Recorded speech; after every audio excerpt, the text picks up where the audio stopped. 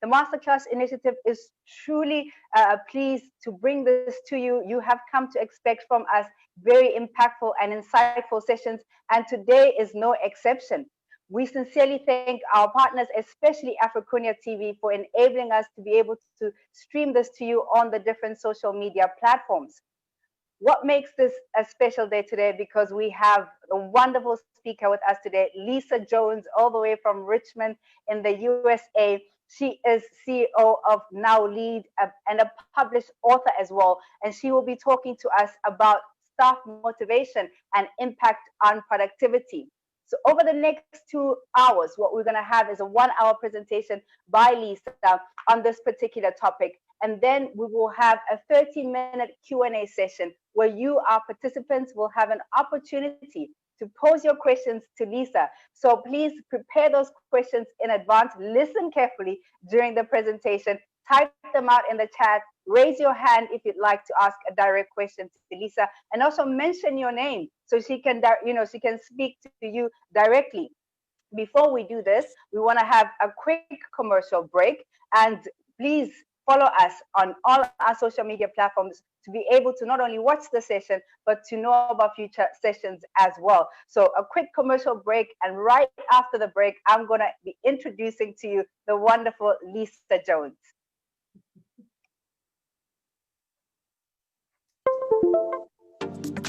Have you realized how many people are earning millions in the cryptocurrency business? Did you know you could be one of those people? You sure can be, and there's more. The cryptocurrency market is still very new, and there's a huge potential to be successful even if you don't have any experience or weren't aware of the existence of cryptocurrency until now. If you're seriously thinking about your financial future and your financial freedom, now is the time to pay attention, because Afcash is here to simplify the cryptocurrency market for you. First, you may be asking, what is Afcash? Afcash is a type of virtual currency. It is a digital currency owned by Africunia Bank, and it's based on cryptography and created through a process called mining. Just like the serial number on a paper bill, each Afcash digital coin is unique. Unlike money issued by governments, there's a finite number of Afcash, ensuring they cannot be affected by inflation and are impossible to counterfeit, because Afcash cryptocurrency is not tied to any particular country or central bank. The value of your coin depends on factors such as usability, demand, and supply. When joining Afcash, you become part of our global network of Ashcash traders and exchangers, and you will be able to choose among different ways to use your Afcash. You can trade the coin and benefit from its value.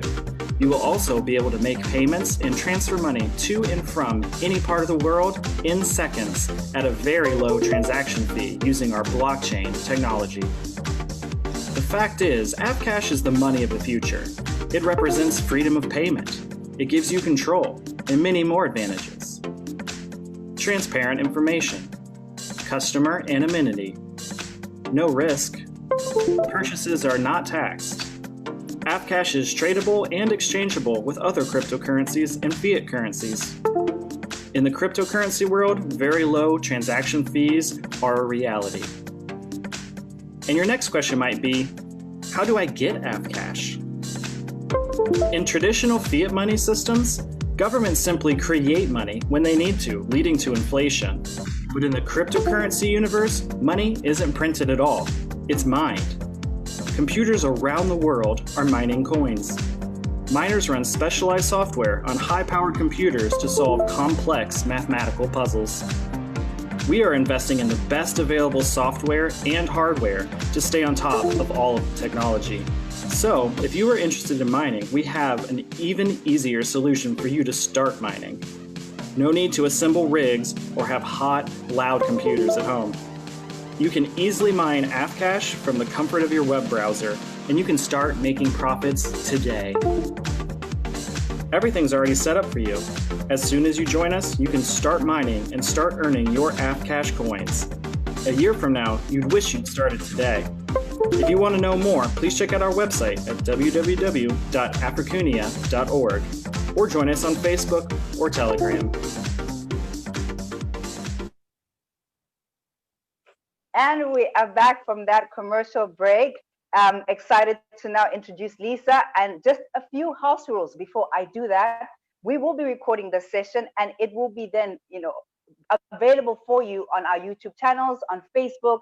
If you want to be able to share it with your colleagues, your peers, we welcome you to do that. So we will be recording the session. All microphones will be muted during this time, apart from Lisa's and myself, so that we don't allow any interruption and the flow of conversation is smooth. And again, I want to reiterate, please follow us on the different social media platforms, because you'll get to know much, much more. And now I want to turn and introduce to you the wonderful Lisa Jones. As I said earlier on, she is the CEO of Now Lead, which is a training and coaching consultancy based in the US. Prior to establishing Now Lead, Lisa has had a wonderful, successful corporate career in corporate America, with some Fortune 500 companies. So if you know, that is a big deal. It means she's worked with some of the best companies in the world. And she then established Now Lead to be able to support middle management leadership, to be able to develop their capabilities in being able to coach and develop high performing teams. So Lisa, we're so pleased you could be with us today. And I know that success runs in the family, because you have a daughter who's a fantastic, successful entrepreneur in the retail sector. And we hope you share some of her learnings as part of your session today, as part of your discussion today. So Lisa, I want to hand over to you. A warm welcome to you from all of us from MasterClass and Africunia TV. Woo!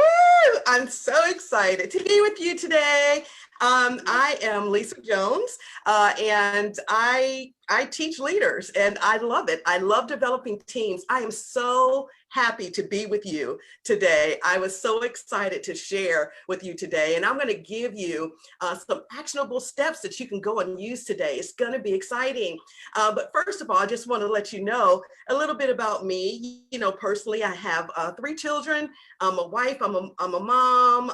My mother's here with us, and we just enjoy bringing value to business people and business owners. And you know, I was the vice president of Sassy Jones for a short time, which is my daughter's business. And I'll tell you just a little bit. Of course, I consult with her quite often, you know, but she is a brilliant person all in her own self.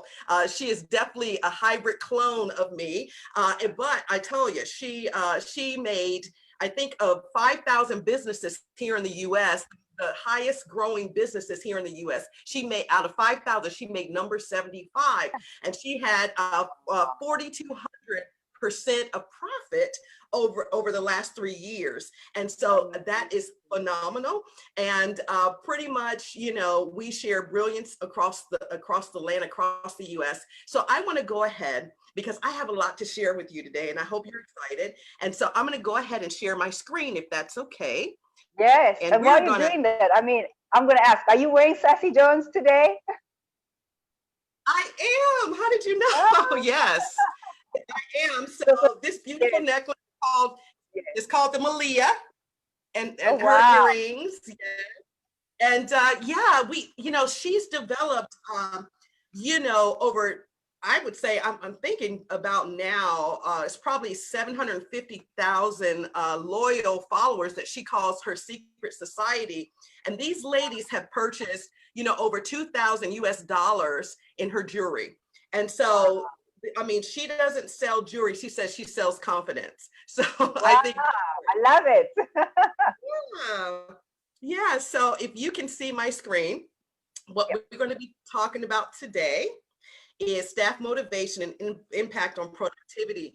I'm going to go ahead and put my glasses on. So this is exciting, because let me tell you, in Fortune 500 companies, I work with some of the top teams. And of course, there, you can't have a job if you don't produce, right? So some of these things that I'm going to be sharing with you, a lot of you are here, entrepreneurs. At first, I thought you guys were all bosses and things like that, but entrepreneur is just fine, because it's going to flow into what I'm talking about today. And the first thing I want to say is, first, you have to know yourself. And that's a Socrates quote. First, know thyself. In order to be in business, in order to be an entrepreneur, you want to first know yourself. Because guess what? Motivation starts with you. Motivation starts with you. If you want to be a leader, guess what you have to do? You have to be a servant. One thing that my daughter does well is she considers herself a servant. She finds out what her clients want. She finds out what they want to wear. She finds out a little bit about them. So you want to know the audience that you're targeting. You want to do all the research of what you're trying to sell and who would buy it. So you must have a strong why. And I don't know how many of you have heard of Simon Sinek. I'm a big Simon Sinek fan. He has lots of books, but some of this stuff that I'm going to give you, I gleaned from him a little bit. Especially, you must have a strong why. And having a strong why is part of your vision, okay? Your vision should solve a problem and improve humanity. So if you want to sell, if you wanted to have a restaurant, okay, and you make good cuisine, what you want to think about is, what problem does your cuisine solve, and is it because people are hungry, or you just want to have them taste your nice flavors? And then how are you improving humanity with that? What sort of service or what sort of experience? So in your business, I want to stop with the word experience. You want your customer, your consumer, to have an experience with you, because when they do, you're not going to be an upstart and burn out quick. You're not going to be like a firecracker that goes boom and then you're out of business. So you want to make sure that you have the foundation to last. And part of the foundation is having a strong why. For me, when I went into business for myself, and for those of you who need to know, I'm going to tell you this. My daughter will probably get me, but I'm going to share a secret with you guys. So anyway, I went to work for her after 32 years in corporate America, and I led sales teams. I knew how to turn a coin. I knew how to turn a dollar bill, okay, and bring in sales. My daughter, we always talked about me coming to join her company. And so somehow she talked me into leaving my career and coming to work for her. She says, Mom, you have everything it takes. Well, guess what happens when you work with family? I don't know if any of you experience this, but here in the US, it may be a little different, because I know in Africa, you guys are very family oriented. We are too, but me and my daughter are the same person. So what do you think happened? Okay, so think about yes, you must have clashed. Yes, Lisa, sorry to interrupt. Could you just make your presentation into, I think, slideshow mode? Okay. Sorry about that. Yeah, into slideshow. Yeah. You can see it. Uh-oh. I went away from it. Hold on. Yeah. Maybe if you go to the bottom, you can do it at the bottom. View slideshow. View slideshow. No problem. Views. Yeah. View slideshow. I think if you can go to view. Control L will take you to the full screen. Control L. Oh, Control L. Thank you. Okay. Wait a minute, it didn't do it. Hold on. Control L, he said. Okay, that's easy. Well, it didn't do it. Is it working? No. Because I'm in Google Slides. Oh, is Google done? Double click on one of the slides. Double click on one of the slides.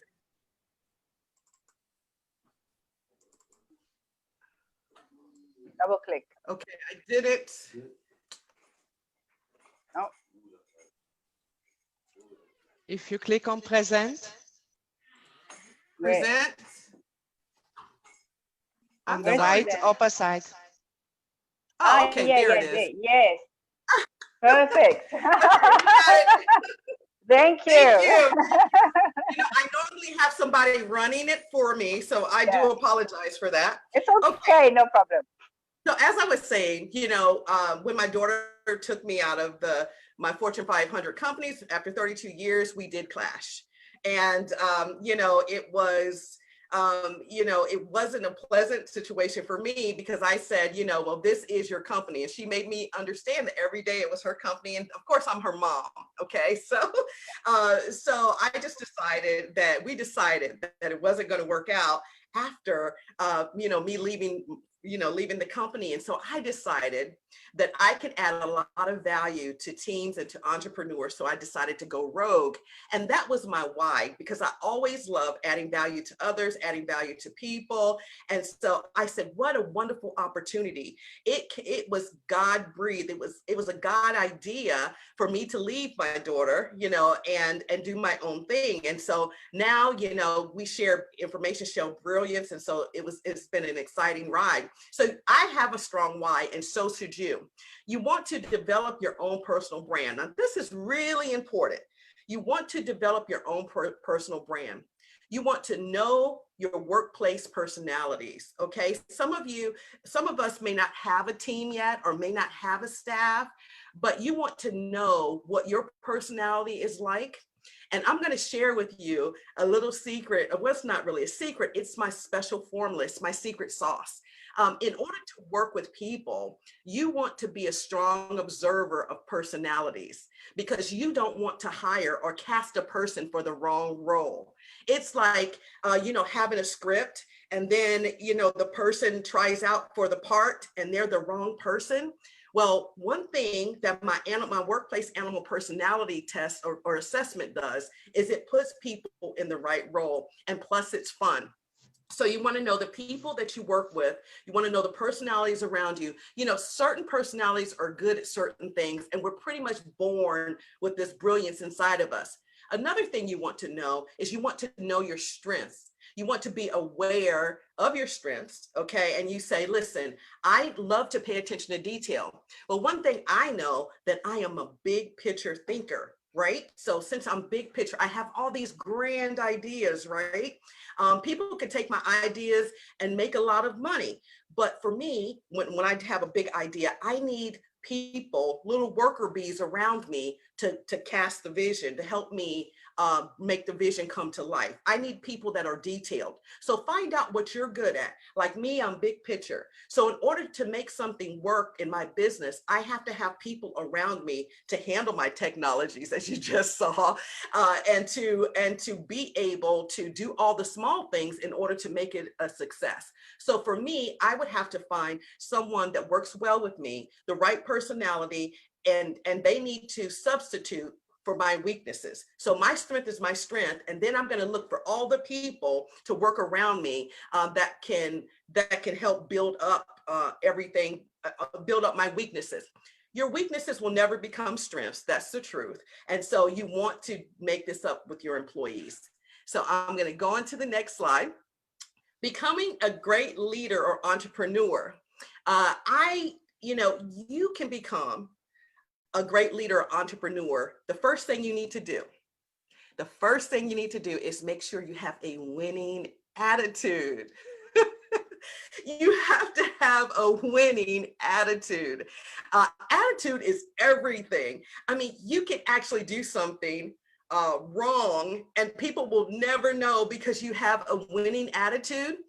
You have a winning attitude encompasses this. You have no competitors. You must think. You have no competitors and no one offers what you do. No one has a brilliance that you have. No one offers what you do. Somebody may have a similar product that you have. Somebody might be in the medical field like you are, but no one can be you. And that is your brilliance. Just like God made us each with different fingerprints, you're going to offer something totally different. So you don't look at it as if, okay, the guy across the street, he sells cell phones like I do.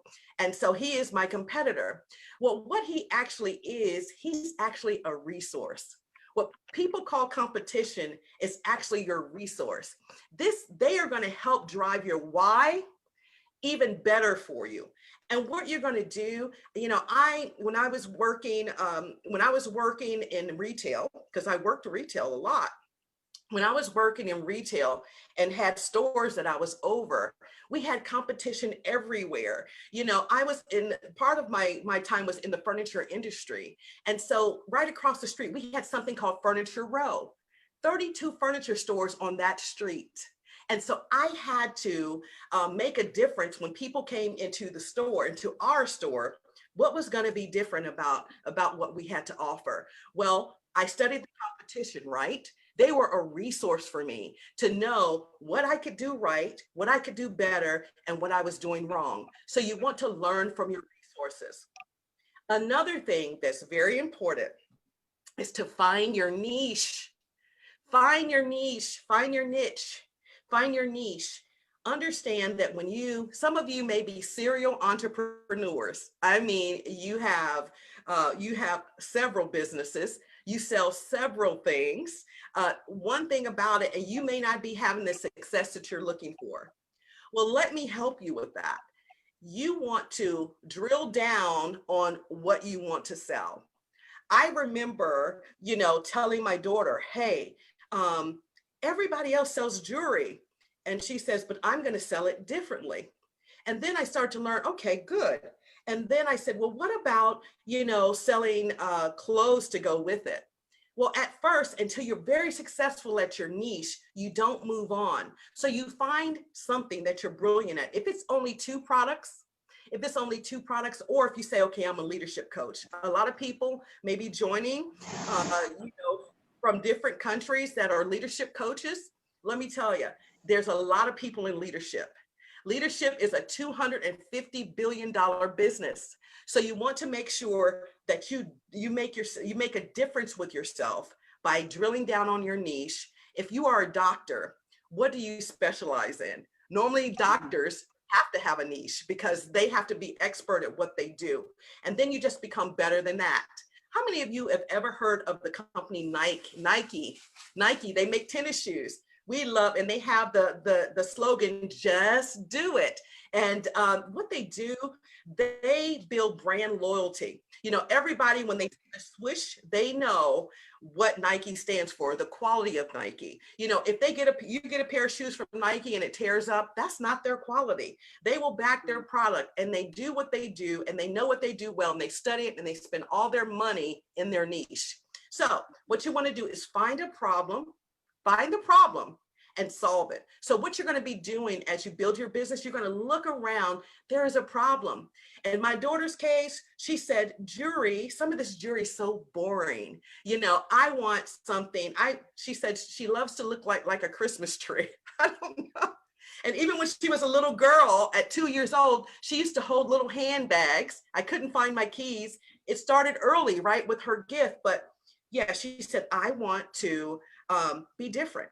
I don't want to just sell jewelry, just a string necklace. And as you see, look at all this, okay? And the ladies go wild for it because she has her niche. And guess what? The ladies who like a simple, I don't have my cross on today, but the ladies who have want a simpler style, they won't go to her because they're not her customer. And at one point when I worked there, I said, listen, you have to get jewelry for the businesswoman because maybe I might not be able to wear all of this to work. And she says, no, Mom, I'm not doing that. It's my niche. And so maybe one day she'll do it, but for now, she's solving a problem. And a lot of women want to be noticed, and her jewelry definitely makes them to be noticed. Another thing, you want to avoid being cast for the wrong role, as I said before. For instance, you may want to have a fresh fruit market, okay? A fresh fruit market. But say, for instance, you have never grown your own garden. You have never grown your own garden. And so you have been in technology, you love phones, and you decide, okay, I'm going to take over my family business. Well, it's going to be important that you love fresh garden vegetables. It's going to be important that you actually, can do the role. For instance, you wouldn't get in IT technology if you didn't know how to use the technology. So you want to know your brand, know what you're brilliant at. God has made us, given us a gift inside of us to know what we're brilliant at.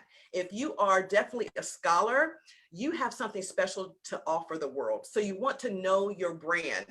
A lot of people say, you know, I know that Nike is a brand, but guess what? You have a personal brand. And one thing you can do to start to evolve your brand is to, you know, get on LinkedIn. You start posting, even if you're gonna sell technologies. You want people to start to know you personally, because here's the thing. Here in the 21st century and moving on into the future, people want to know. You see the reality TV, you're watching me live now. People want to be connected with a personality. They don't want to just be connected with a product. So let me tell you, once my daughter decided to, at first she was just taking pictures of the jewelry, and until she decided to show her face on social media and to step out in front of the brand, that's when it really started to take off for her, because people wanted to be her. They connected with her. So another thing you want to know is your leadership style. And we're going to go over that a little bit later, but your leadership style. I don't know how many of you have heard of leadership style, but you know, if you're an autocratic, for me, listen, my husband will tell you, I don't have a problem necessarily telling people what to do. I don't know if you could tell that in my personality, and I do it in a fun way. But at one time in my career, you know, I started, management when I was 24 years old. I was very young. And I used to think that supervising was telling people what to do. And I was very good at telling people what to do. And I found that I turned, you know, a lot of people off. Some people loved me, but I didn't understand developing my leadership style. Okay. And we're going to talk about that in just a moment. You want to have the right personality for the right career path. How many of you know doctors and lawyers that studied for years and hate their career? They thought, my sister thought she wanted to be a nurse, but when she, and this is kind of gross, when she did her first enema or first blood transfusion, she was like, oh no, I don't want to be a nurse after all of that schooling. So you want to make sure that you have the right personality with what you want to do. And just a lot of us. Sorry, I think I just want to add, and that goes, I think, very well to your first slide when you said know yourself. You know, when you were talking about knowing your niche, a lot of the times in the master classes, we kind of get the same questions, you know, from the participants, you know, about what they want to do. I want to go into this career, but I'm not making headway in this career. So I think, you know, emphasizing that you need to know yourself is very important so that you're able to find your niche and then know which direction to go. So I think your examples are very valid and relevant to our audience today. Yes, thank you. Thank you. That's a good point. And if you see the little GIF that I have up here with Chris Tucker, and can you imagine maybe him being a doctor? Maybe he could, but I don't know if Chris would be very happy with being in the medical field, because he was actually designed for something else. And, you know, a lot of us will get to the middle of life and figure out, oh no, because we did it for all the wrong reasons. We may have done it because our parents did it. We may have done it because, we thought it was the right thing to do. We wanted to make them proud. But I'm telling you, when you can find your niche and you can find what fits your personality, you're so fulfilled. And here's how you know. Okay, quiet people, loud people, fun people. I love to have a good time. I love to dance. I just love life. And, you know, I'm kind of loud. So could you imagine me working in a library? No, not at all. Never, I would be fired, okay? So, you know, those of you who have lost jobs and things because it wasn't the right role for you, this is what I'm talking about. If you're more serious, you're more reserved, then, you know, maybe being a psychologist where you're a good listener. You're not much of a talker, but you're a good listener. That is a great brilliant zone, and we need that in the world too. Some of you are what I call people pack lovers. You love people. You love to be around people. You love a good party. The more, the merrier. You know, my husband and I live in a very nice home. And I say, okay, this home is nice, but I want company. Let's have a party. Let's have people over. And since now the quarantine and the COVID, you know, you can't have anybody over. So I missed that. So you want to know your personality. Did someone say something? Okay. Okay. What's your personality telling you? Okay. If crowds bother you, you want to avoid the service industry. Okay. If crowds bother you, you don't want to work at the front desk of a hotel, or maybe be a waitress in a restaurant, or even do a product-based business. If your friends are single, if your friends single you out as being a people person, hey, you're the life of the party. And they're always saying, you know, why don't you decide the restaurant we're going to? And they always call on you. Or if they break up with their girlfriend or boyfriend, they're on the phone with you. Oh, could you give me some, I'm so sad, what should I do? Hey, listen, you're a leader. And a great position for you might be a CEO, entrepreneurship, management is something for you if you're just a natural leader. And here's another thing. All of you firstborns out there, if you are the oldest child of your mother, guess what? You have, I don't know what, but it's a study called birth order. You have more brilliance in you to be a leader. Normally, if you're born first, you're a leader just naturally. Okay, so you want to, and some of you may have your friends, who don't, some of you don't want friends with drama, okay? And if that's the case, you don't like drama, you don't want to work around a whole bunch of people, you like peace and quiet, office worker, technology. Boy, in my career, I used to love IT guys. I used to love people who love technologies, and then our marketing department, because the IT guys, you know, they used to come in, they had beards and sometimes they wouldn't shave, and, you know, but they were brilliant in the brain. But when I came and, hi guys, how are you? I'm gonna bring you some cookies, and yeah, you guys wanna come down here? We're having a birthday party down here. They look at me like, no, we don't want to. So anyway, they are geared towards working by themselves. If you're a good listener, like I said before, and you're a nurturer, the medical field might be best for you, okay? So I'm going on to the other slide. Now, what I'm going to talk about now is the workplace animal personalities that I've developed. And this is very interesting, and I get a lot of calls for these. And let me tell you, I thought, and I will tell you how it started. I had a team of 65 salespeople. Okay, 65 salespeople under one building. And it was time on Saturdays. Saturday morning was our morning. Everybody came in together for my rah-rah meeting, for my meeting.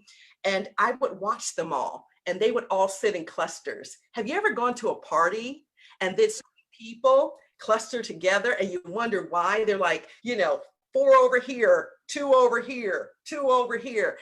And, you know, I looked at them all, and sometimes they made a long line at my desk to ask certain questions. And I always knew what personalities would ask the questions.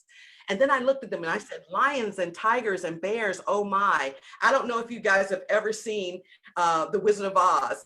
Well, in The Wizard of Oz, it says lions and tigers and bears, oh my. And so I said, wow, you know, they all have personalities. And, you know, we're not calling people animals here, but Myers-Briggs, let's talk about the science of it. Myers-Briggs developed animals' personalities before I did. I didn't realize that until I went to do the research. So I said, wow, this sounds kind of crazy, right? To do a personality assessment based on workplace animals. So I'm going to start with our first workplace animal. And you might be able to recognize some of them are male, some of them are female, but they could be either or. The cheetah. Now, I love the cheetah because the cheetah is fast at what she does, okay? Her personality is influential with people. She's a people magnet. You'll notice a cheetah workplace personality because she comes to work dressed. She has her lipstick on, she's ready, she's elegant, and guess what? She can sell ice to Eskimos, and they love her. But the thing about her is the thing about a cheetah personality is that it's all about her or him. And they're not really great team players, but they're great in sales, and adapting them to the other environment will be the key. Okay, so that is the cheetah. It can go long, but I'm just going to give you a brief synopsis of each animal, okay, personality. The gazelle. you know, and everything is based on the African safari, okay? And you're not gonna find an animal here that's not on the African safari. So the gazelle, you know, if you notice, they're in clusters, they're real fast, okay? And their bodies are very lean and tight. These people pride themselves, the gazelle personality, they normally exercise. You might find them to be runners. They're a bit paranoid about how others view them. Their friends love the gazelles because they want to please. And another thing, gazelles get hired more because they're very soft, easy to get along with, very soft spoken, and normally present themselves as being very professional in appearance. But guess what? Gazelles aren't loyal. So a lot of us will hire gazelles, and some of us have gazelles all around us, but gazelles, well, you will create turnover with gazelles because they're not really loyal. The elephant, I love the elephant because elephants are leaders. And I have an animal assessment quiz. You can take that animal personality assessment on my website at www.now/lead.com. Okay, so the elephants, they are deliberative. They move with confidence. You can kind of tell when they come in the room, you feel their energy, okay? They're calm, they have calm energy. Their calm is apparent in all aspects of their life. They move freely through life with few barriers holding them back. Of course, you know, there's very little predators to an elephant, right? Loyalty is their specialty. So if you're a loyal person, and you're loyal to a fault like I am sometimes, I just believe in people so much. And, you know, and sometimes I'm like, you can do it, and figure out, you know, now I can figure out with my personalities that, you know, they're cast for the wrong role, but they're very loyal to you and they make great managers. So those of you who are entrepreneurs, if they were to take an assessment and come up with the animal personality as an elephant, you know that they will stay with you for the most part if you treat them well. Another thing, we got a giraffe here. I just happen to be a giraffe. I'll tell on me. I just happen to be a giraffe. They're not particularly arrogant, but they have an extraordinary talent for becoming the center of attention. If you, and normally you will know them because they're normally decked out. I know my daughter, she definitely is most like, she took the animal assessment, but I didn't have the giraffe on there, but I believe she's a giraffe because like she said, when she comes in, the room stops. They look at her, oh, I watch her wherever I go. This happens to us. And they are meticulous about their appearance. They have good taste in consumer goods and they're great at sales. They also are great at being a leader. Most people look up to them. You get it? They're a giraffe. Most people look up to them because they're so graceful, so beautiful. And, you know, not necessarily appearance, but how they move, how they talk to people. They are normally in the designer field. If you know, some of them have opened up a design office and they're great entrepreneurs, typically of fashion. If you have your own boutique, things like this, giraffes tend to be there. Zebras are powerfully loyal, intelligent friend with very little compromise. Zebras, there's no black or white, even though they are black and white. A good debate is entertaining. Do you have a friend where they love to debate, or they like to, you know, if you say the sky is blue, they'll say it's black? Okay, that is the zebra. They're creative, they're free-spirited, and they share their beliefs. They believe what they believe. They possess a strong value system. Lions, oh my goodness, lions, as we come to the close of it, of the workplace animal personalities, lions pretty much have extravagant lifestyles. You can tell because they probably drive a nice car, or they love some of your goals. Now, some of you are very young, so some of your goals, hey, I want to drive a Maserati, I want a Mercedes-Benz or something like that. They are very extravagant. Because of their vivaciousness, they have large appetites for things. Typically, they're very great leaders, but you don't want too many of them in your workplace environment. Either they will be leaders, or they'll run people off, or people would gravitate to them. So they're bold, they're pretty direct. They are a mover and shaker. They might have several businesses. They show more than tell. They're not going to how many of you know people that talk all the time? Well, there's a lot of people that talk all the time. Well, lions don't have to talk. They will show what they have. Okay, and the last one, the wild dog or the dingo. Okay, they're great team players with a winning attitude. They're democratic in nature with a gruff exterior. So that is the dingo. Those of you who enjoy your friends, and you enjoy doing things with friends, and you're going to open up your business with your friends, typically you might be a dango. My mother happens to be a dango. She says, Lisa, I don't want to be that ugly dog thing. Well, that's just your workplace animal personality. Okay, moving Lisa, on. Can I ask a question? Yes. Is it possible? I mean, I'm loving this, animal personality, and I'm also trying to figure out where I stand. I mean, is it possible to be more than just one type and a hybrid of some of them? With the assessment, when you take the assessment, it will tell you what percentage of each animal you are. Okay. Typically, I'll tell you assessment feedback. Typically, some people look at it and say, I know I'm a lion. So they'll try to answer the questions, very vivaciously or with strong opinions. But really, I find that the real animal personality is normally the second one. But it will break down the percentages, yes. Okay, that's great. Okay, all right. So the next thing we talked about earlier is to know your leadership style. This is very important as well as you begin to take on entrepreneurship, as you begin to move forward into your corporate settings, even at work for you all that may not be a leader yet. And we're going to talk about that, how to get the attention of your boss and how to be a mover and shaker. You want to know your leadership style. This is science, actually. I don't know if you guys knew. In 1939, a group of researchers led by psychologist Kirk Lewin came up with some of these leadership styles. So the autocratic leader, which I have the lion leading that one, is, have you ever heard of him? Donald Trump. His personality, his leadership style is a autocratic leader. And an autocratic leader, pretty much, you will find them in factories. The military is autocratic. You follow the rules. You put this widget on here, this part on here. You do it every day. You do what I say. That is an autocratic leader. Not a bunch of creativity, but one great thing about being an autocratic leader, people know where you stand. It is not a negative at all, okay? And sometimes they drive high revenues. The democratic leadership style. Have you ever heard of Obama? Maybe some of you have heard of.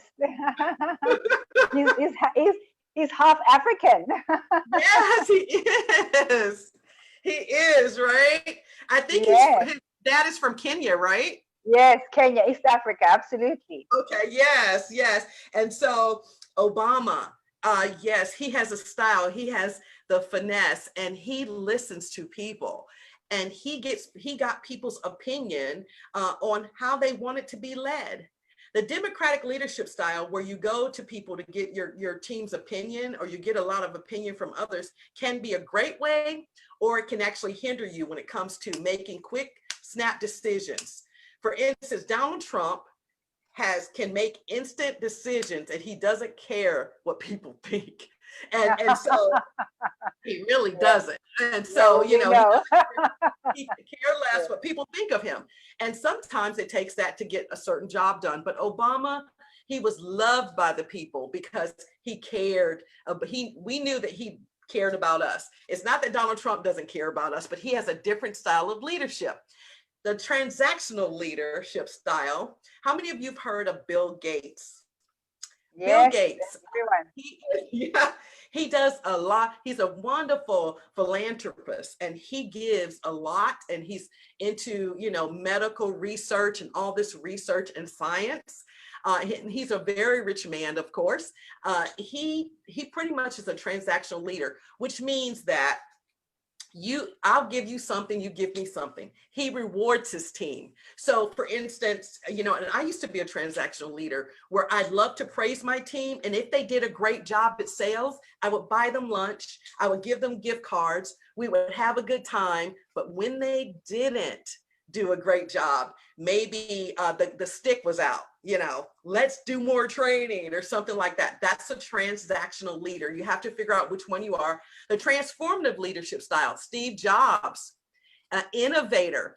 You know, Steve Jobs definitely sat and listened to people, but he had these huge ideas. Some of you out there have these huge ideas, and all you need is to have the resources to bring them about.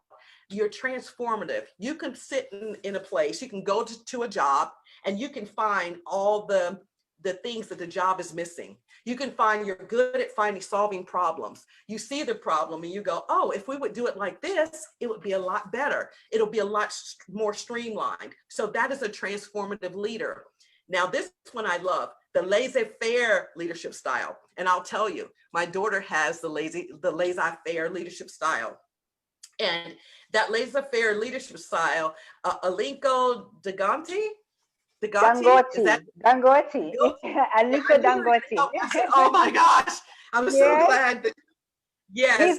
He's actually from West Africa, Aliko Dangote. He is, yes. And I was reading up on him, and he is a very brilliant man. And, you know, just like him and Warren Buffett here in America, where they are, you know, a tycoon billionaire, they pretty much hire the right people. They hire the right people. They know how to spot excellence. They're excellent spotters. They will pay a person a handsome salary to come and work for them. And guess what they'll do? They will let them do the job. They will let them, they just write the vision. Everybody has the vision. Everybody understands the vision, and they leave them alone pretty much. Okay. So that's the laissez-faire. Some people love, I don't know if you've heard of Google. Google has that sort of atmosphere. People can bring their dogs to work. You know, they can work at their own pace. Matter of fact, Google gave $1,000 to each of their employees to work from home and to buy an office desk. Great. I know that. Yeah. So I think everyone wants to work for Google now. I know. You know, it's a wonderful place to work. You know, you can wear your pajama pants to work at Google. I don't know if I would want to do that. That would probably drive me crazy. Yeah. They get up out of bed, no shower, they go to work. Okay, and then the last one, the situational leadership style. And I think no matter the situation, like Nelson Mandela, he was incarcerated for a time. This person can survive in any situation. And, you know, the situational leader encompasses all of them. They can actually, this is a well-rounded leader where if a situation, if you have, you know, a line at your store outside, you know, like I had at times at Christmas and things like that, and a lot of people are putting a demand on you, you can be each leadership style at the time, which is wonderful. So that is what I have on leadership styles. Do you have any questions for me about that? Thank you for including Nelson Mandela, our former president. Yes, we love him. Oh my gosh. We love him, yes. Yes. Motivational leadership actionables. Now, I'm going to give you some what I call brills, which is brilliant. We're going to go into a brilliant zone here, and we're going to talk about the motivational leadership actionables, what you could take with you, okay? What you can take with you. I don't know, how am I on my time? We're good on time. You have actually another 20 minutes. Okay, 15, good. 20 minutes, okay. So it's good. Okay. All right, so what we're going to do here, number one, I'm going to help you to know, we're going to get curious, right, about leading from anywhere. Some of us actually are complaining at work that, hey, my boss is not giving me a promotion. I'm a leader, but nobody's recognizing it. I want to move up the corporate structure. I want a promotion, okay? Okay. And believe it or not, you can lead from your office chair. You don't have to be the CEO to make a difference in your workplace. You can lead from any seat in the office, really. And this is how you're going to do it. And this is how you get the attention of your boss, okay? Or get attention, period. If you're trying to pitch to a company, you want to share your ideas, right? That will be the first thing. You want to share your ideas. have a think tank with your colleagues and say, you know, we have this system in place, but I've come up with a way that we might be able to streamline the system and make it more productive. And you're not talking to your boss. You're talking to the girl who sits across the other side of the office, and you guys are teaming up and you're having a think tank about how you can solve a problem. And the next one I have, yes, you're going to solve problems. And let me tell you, and this is how I was highly paid at corporate America, nicely paid at corporate America, because I knew how to solve a lot of problems. The more problems you solve, the more success comes your way. That's the same thing when you're an entrepreneur. The more you look for a problem and you solve it, and boy, your bank account shows the difference, okay? So you become a problem solver. The next thing is at work, if you have a job currently and you're not a leader, you want to become a bridge builder. If you have a marketing department, or some people will say, you know, when I had teams, oh, this is the sales department and that's the office department over there, or that's accounts payable over there. What you want to do is start developing relationships across departmentally. Okay, you want to start making relationships, start getting to know everyone in your at your job. Okay, if you're at a job, you want to start to get to know everyone, find out their names, find out their likes, become, you know, build a bridge for a common cause. That's going to be important. And then the last thing, in order to get noticed, is you want to inspire growth around you. Whether, you know, I had staff members who would decorate my sales board for me. You know, a lot of times I would go to a board and I would put who was number 1, 2, 3, top 10 in sales, and we would make a big deal out of that. Well, I had one lady who loved to decorate the board. Something simple as that. She said, Lisa, let me take that. I would love to decorate. And then when we do events, I would love to decorate it. Well, pretty soon, she was my office manager. Well, she was later promoted because she liked to be inspirational. She loved to be a problem solver. People loved her. So I couldn't deny her promotion because she was always in my view. People always came to me to brag about her and say all the good things she was doing. So that's another way that you can get a promotion at work. And the second thing is, I love Simon Sinek, like I said. You want to find your why. That's important. When you start a business, you have to ask yourself, and I mean, this is so crucial because, you know, businesses start and go out of business quickly now. Sometimes you have to be able to play the long game. Knowing your why helps you to stay in the game longer, or to do your practice longer. Believe it or not, those of you who may be going into the medical field, do you realize, and my daughter-in-law is a pharmacist, and she said, Mom, I didn't realize that I was in retail. She said, I didn't realize that I have to know business too. In order to own my own pharmacy one day, I have to know business. She didn't realize that she needed this other tool. She thought she was just going to handle medicines. Like many of you think as the medical field, you're just going to handle your patients and that's it. Oh no, there's a whole backdrop of business that goes with it. So asking yourself why beyond that, beyond the medical degree, why do I want to do this? And if your why is huge, I want to be a gastrologist, okay? And I want to take care of the bad tummies because I want people to be healthy, and it's my driver. And I want to come up with new technologies and things like this. And you know what? You ask your why. Why do I want to do this? And it cannot be connected to money.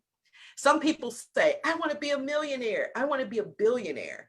But guess what? If you don't have a good why to do it, do you think that Bill Gates has a good why? Do you think that Nelson Mandela, for taking a leadership role? I would think for me, I said, who would want to be, I don't know if I wouldn't want to be the president of the United States of America. No way, no way.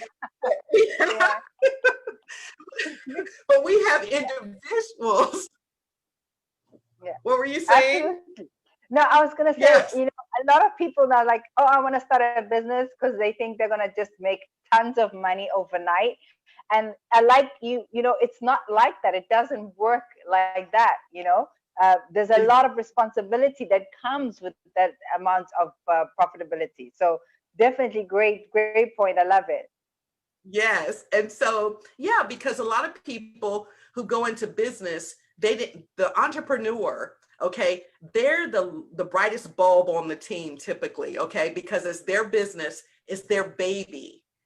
But what has driven them out of business, even when they have a great idea, is because they don't know how to handle people. They didn't think about the business aspect. They didn't think about knowing how to file their taxes and doing all the accounting that goes with that, okay? So, but if you have a great why driving you, you will be determined to find all of that. And so the next thing is, why does your why matter? Why does it matter? What difference are you making in the world? Let's think about let's think about Nike. I keep on saying Nike, but just think about some things that, you know, I forgot the name of the company, but they make eyeglasses, and every pair of eyeglasses you buy, guess what the company does? They donate the glasses. There's a shoe company called Tom's here. And I like Tom's because they're very comfortable. I don't know if Tom's is a great brand, and it is a green brand. They're earth friendly, but every time you buy a shoe, they donate shoes. Crocs does the same thing. You see, their mission is more, they have a large why, okay? And then letter C, they found their common cause. These companies found a common cause. You buy a pair of glasses for me, I'm going to donate a free pair of glasses, or I'm going to do something for the world, something for the community.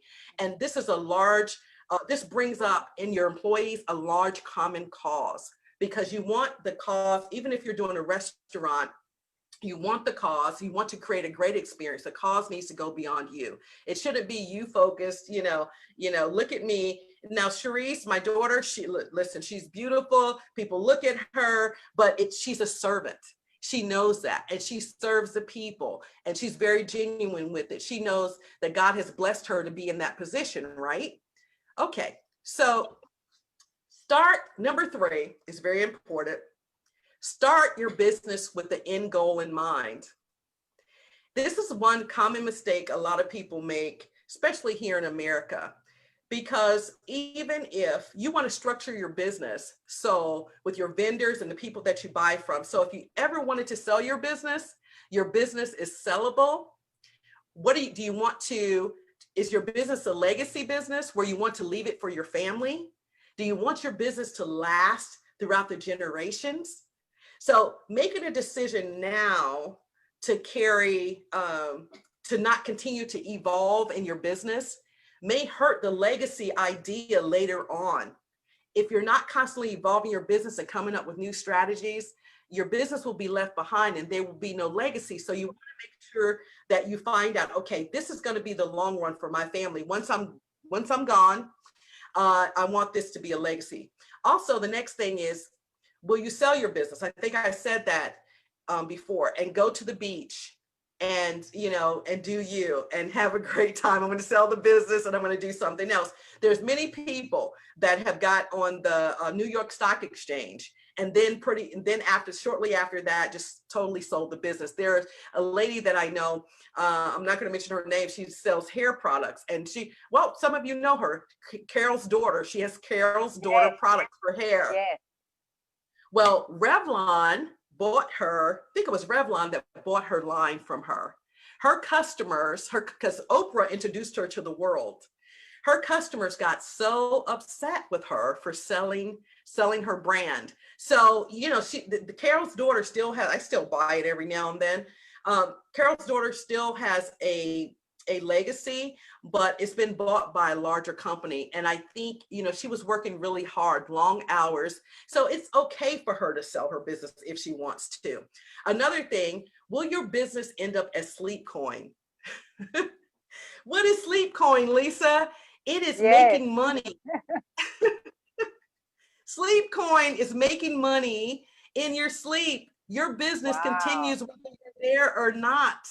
For instance, if you sell classes, okay, and you do the video recordings and person can buy the class, you don't have to redo it ever again. If you are, let's see what else.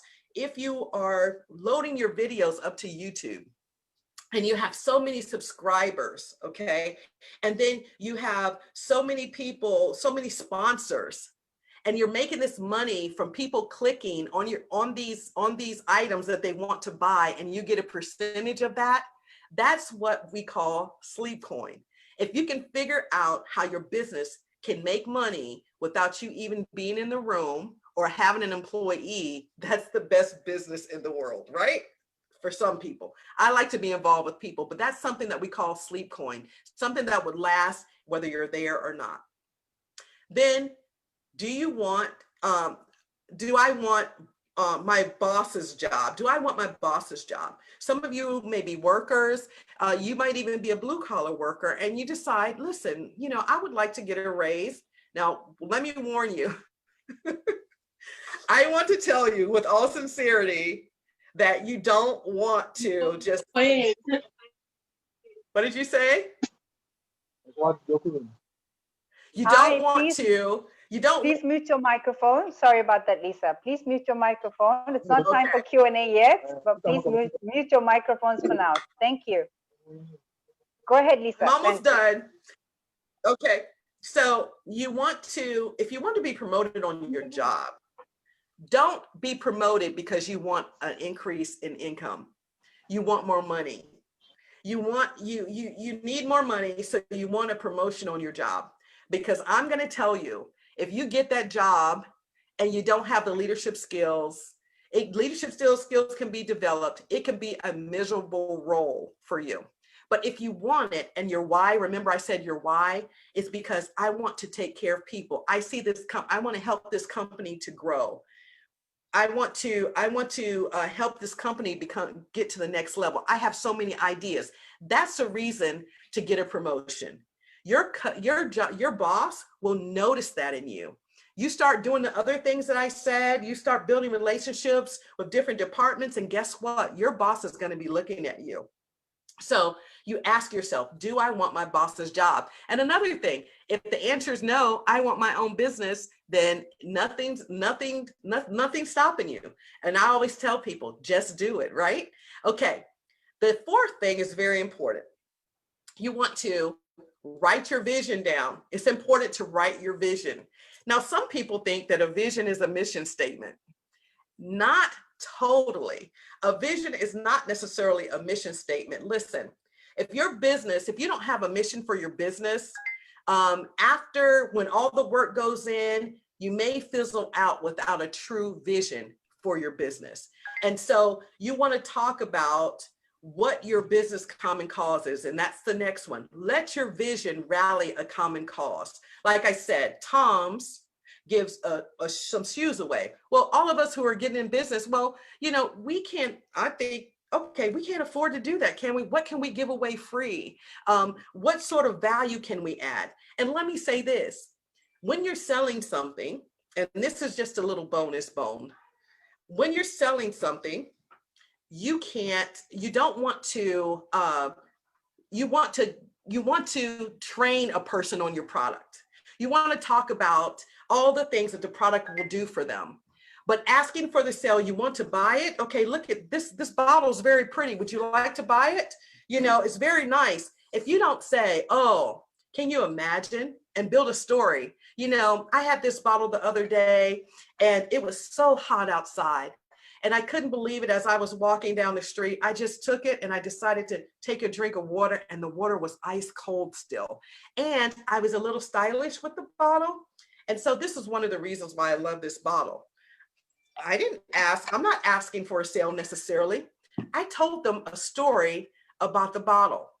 People no longer want to be, you know, hard close, hard sale. When you walk into the environment, you're trying to create an experience, right? As soon as someone comes into your establishment, you don't want to be right there. You want to buy it? Well, how are you doing today? You want to greet them very kindly. You know, you want to have some small talk. You want to ask, what brings them in. And definitely, you ask enough questions. And just like you do with your team, if you have a team, you lead with questions. I don't tell people what to do at all. Pretty much I ask questions, and asking questions will give you all and you do open-ended questions: what, where, why, and how. So that's just a little bonus, off-task bonus there.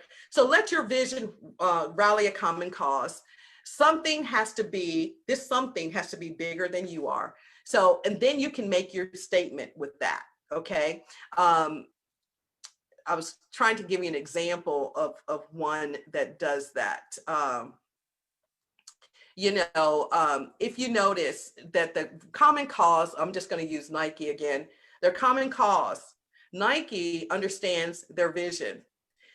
They will get people they will back athletes, okay, to wear their things, right? And they know that, while you're seeing LeBron James or your favorite soccer player, right, wear this stuff, wear Nike shoes, for psychologically, that hits in your brain. Oh, I want a pair of Nike shoes. But let me tell you about Nike, though. They say just do it. But have you ever seen one of the sports, like Tiger Woods? He messed up. He cheated on his wife. I don't know if you guys know Tiger Woods, the golfer. And guess what?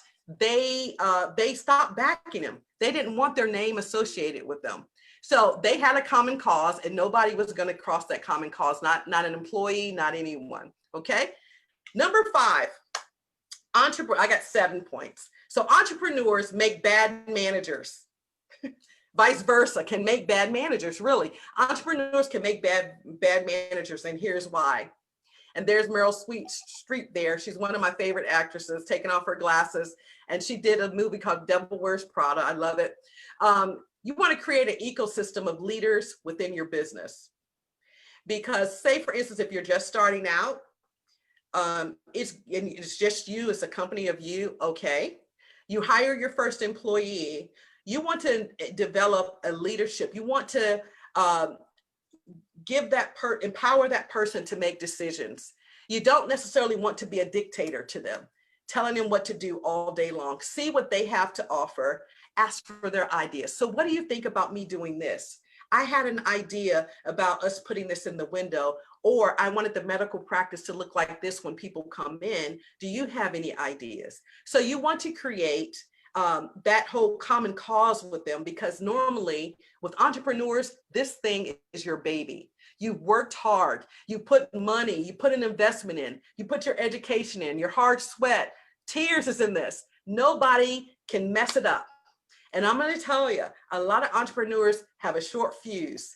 So when I seen it in my daughter, where if you mess up something, you mess up too many orders, guess what? You're fired. You're out of there. And entrepreneurs have that nature because they don't want anybody tampering with their hard work, right? So you want to create a great ecosystem of leaders within your business. You want to avoid saying entrepreneurs. And if you're not an entrepreneur, if you're aspiring to be an entrepreneur, you're about to go into your own practices, you want to lose the word my business. It's my business. When you're having employees, the last thing you want to do is say, it's mine, okay? You want to use words like we're gonna do it, we're gonna develop this, it's our brand. You want to have inclusivity. Here's the thing about having family businesses, okay? You might have a family business and you hire people that's not within your family. You have to be very careful, because those people that's not within your family will leave pretty quickly because they're not feeling included, because you are saying maybe this is my business, or they feel outside of your family. So make sure that you include them with your words. Here's the fact. $350 billion is lost on unengaged workers at work. People at work that you're hiring, you're paying money to, and they're not giving you what you're paying for. And you never know. They're on their cell phones all day. They're supposed to be doing work, but they're on their cell phones all day. You have not engaged them, or you have the wrong person in the wrong role. Holding everybody to the same standard is the next one. You can't have favorites. When you begin to lead your business, you can't have favorites. It doesn't motivate the team. The motivation from the team, and one thing that I was known for, you know, and my team really celebrated me. I wish I was going to show you this picture, but if you can see, this is the young me, and I was celebrating my team during awards. Every February, I did this award banquet for them. I fed them and gave them awards and things for their adding value to the business for that year. But they turned around and celebrated me. They said, you treated us fairly. We loved working with you. And so that is the best compliment, when they see you as a servant and you're holding everybody at the same standard. Number 6, no, there's only 7, create brand ambassadors. You see these guys walking down the aisles, kind of funny, but they are brand ambassadors. You know, they're ready for their workday. If you know about Walmart, I don't know if you know about Walmart and Target, they come to work and they are creating brand ambassadors with their employees. They have little, you know, I'm a live alert awake enthusiastic. I would sing silly songs to get them ready for work in the morning. So you want to create brand ambassadors, and your brand ambassadors are, first of all, your employees. They can make or break your business. When you're not looking, they can steal from you. They will tell their friends what type of boss you are. And so you want to make sure that you have them on your side. You want to know the goals of each of your employees. Definitely. You want to know your employee more than, they're not just a number that you pay, okay? You want to know them as a person. Not that you're going to get so close to them, because there should be a divide, but you know, you should know if your employee is saving to buy a home for him and his family, or he's saving to buy a new vehicle or something like that. And you want to say, you know what, if you just push a little bit more, guess what? We can get this done. And I would love to see you drive up in that brand new car. And how wonderful does that make you feel when you add value to your employees? People are part of what they help to create. People are part of what they help to create. Listen, if you have a business that may be already established, you tell them, hey, we're a growing business. And do you have any ideas? I don't know if you guys know that a unit means you and I together, the acronym. You want to grow your business together with your team and ask your team what they think too, and get their input. Okay, number 7, and I'm about to be done. Make sure your business has a thriving ecosystem. Okay, a thriving ecosystem.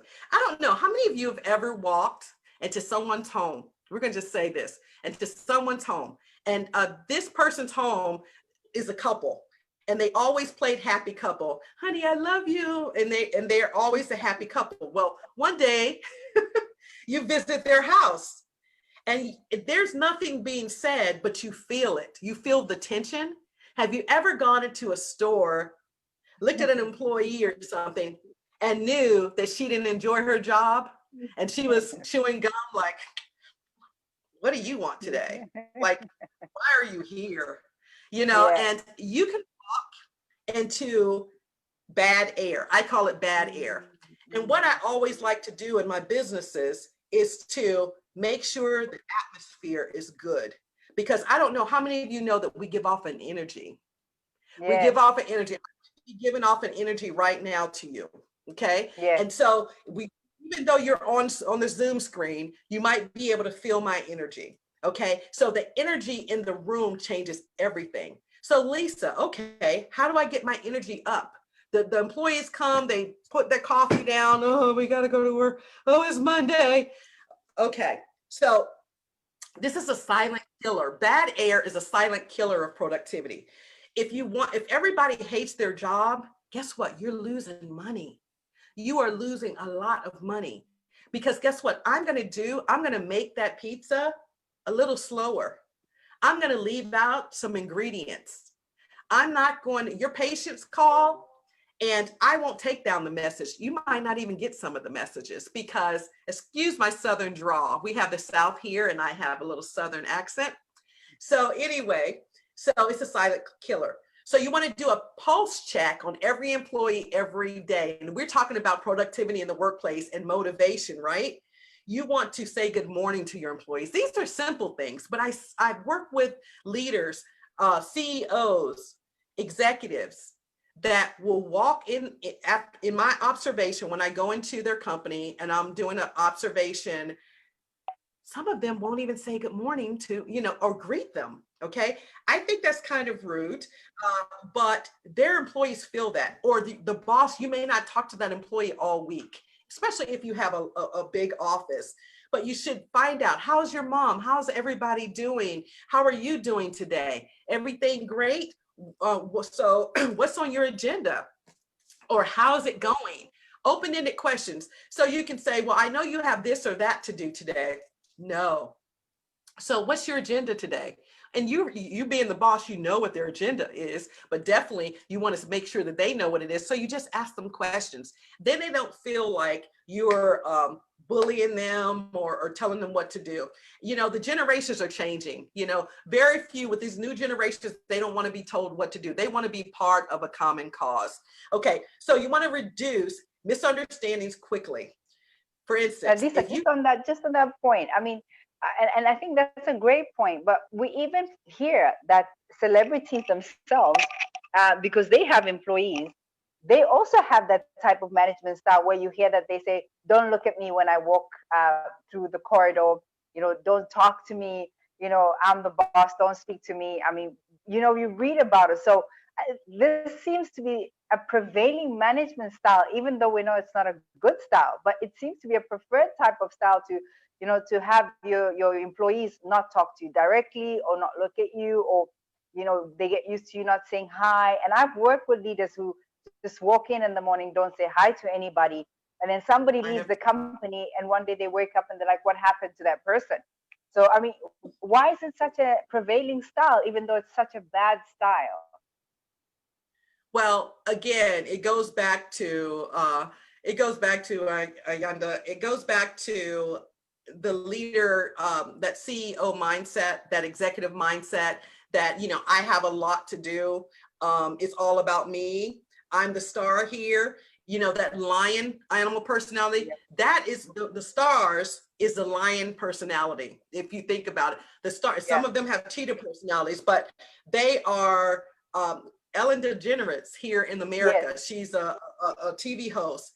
I don't know if you guys are seeing this scandal where they're saying that she seems so nice. She gives so much, but guess what? Her reputation will cause people not to watch her anymore. Yeah. Because just like Walmart too, they found out that Walmart was not giving people, it changed now, but they did a whole documentary about Walmart. It hurt them so much because the employees didn't matter. So what drives that is that, like I said, entrepreneurs don't make good bosses. And a lot of times the higher they go, they don't think that they have to.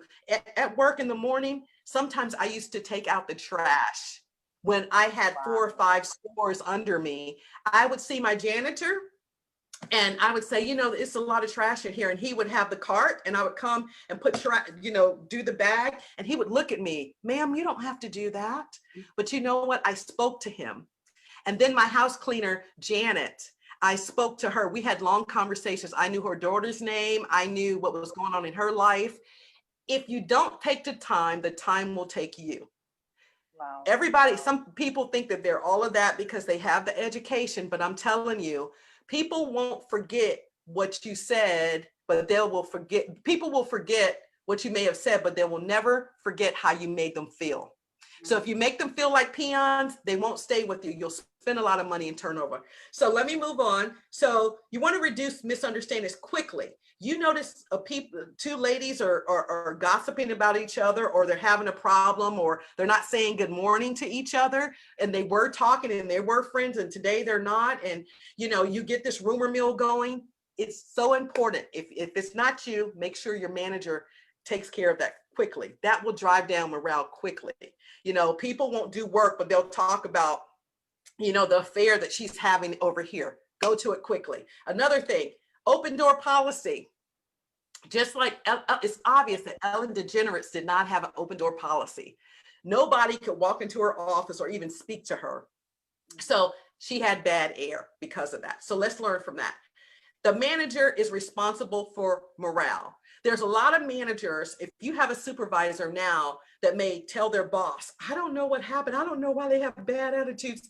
I don't know why my retention is so low and people are quitting. Well, people are quitting because they're firing the boss.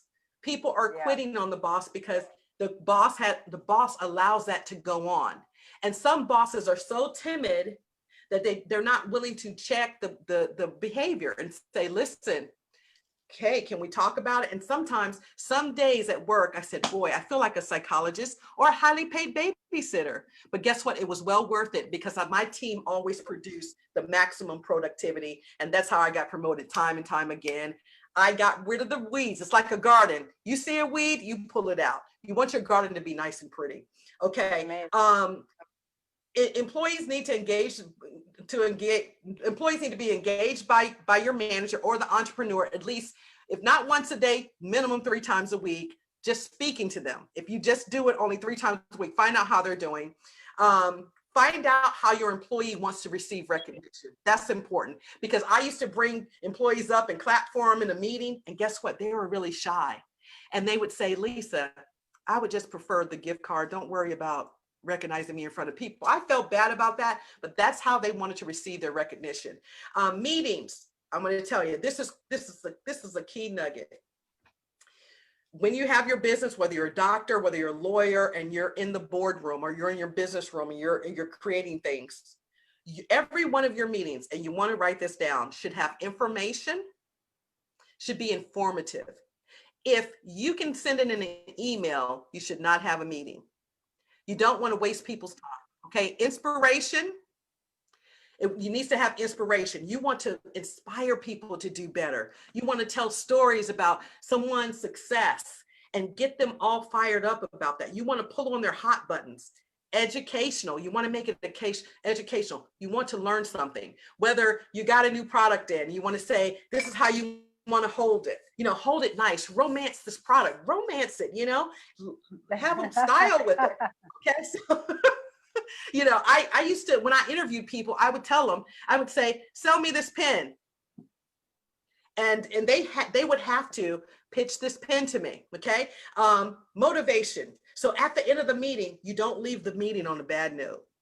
Guess what? We're going to have the best day. And guess what? We're going to go, yes, yes, yes, yes, yes. Let's do it. And then they all go, yeah, that is a highly productive day. Okay. So that is my class. I hope you enjoyed it. Oh, wow.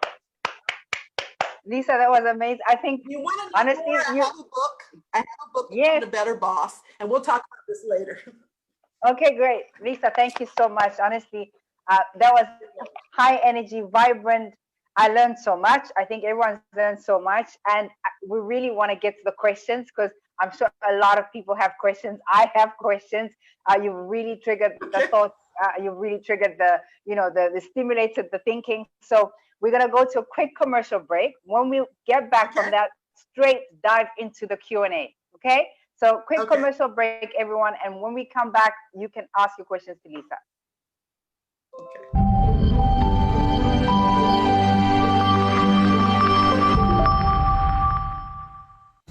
Ladies and gentlemen, welcome to Vendor City, the future of e-commerce. I am Dieter Frank Wepf from Switzerland and Business Development Director of Vendor City Limited.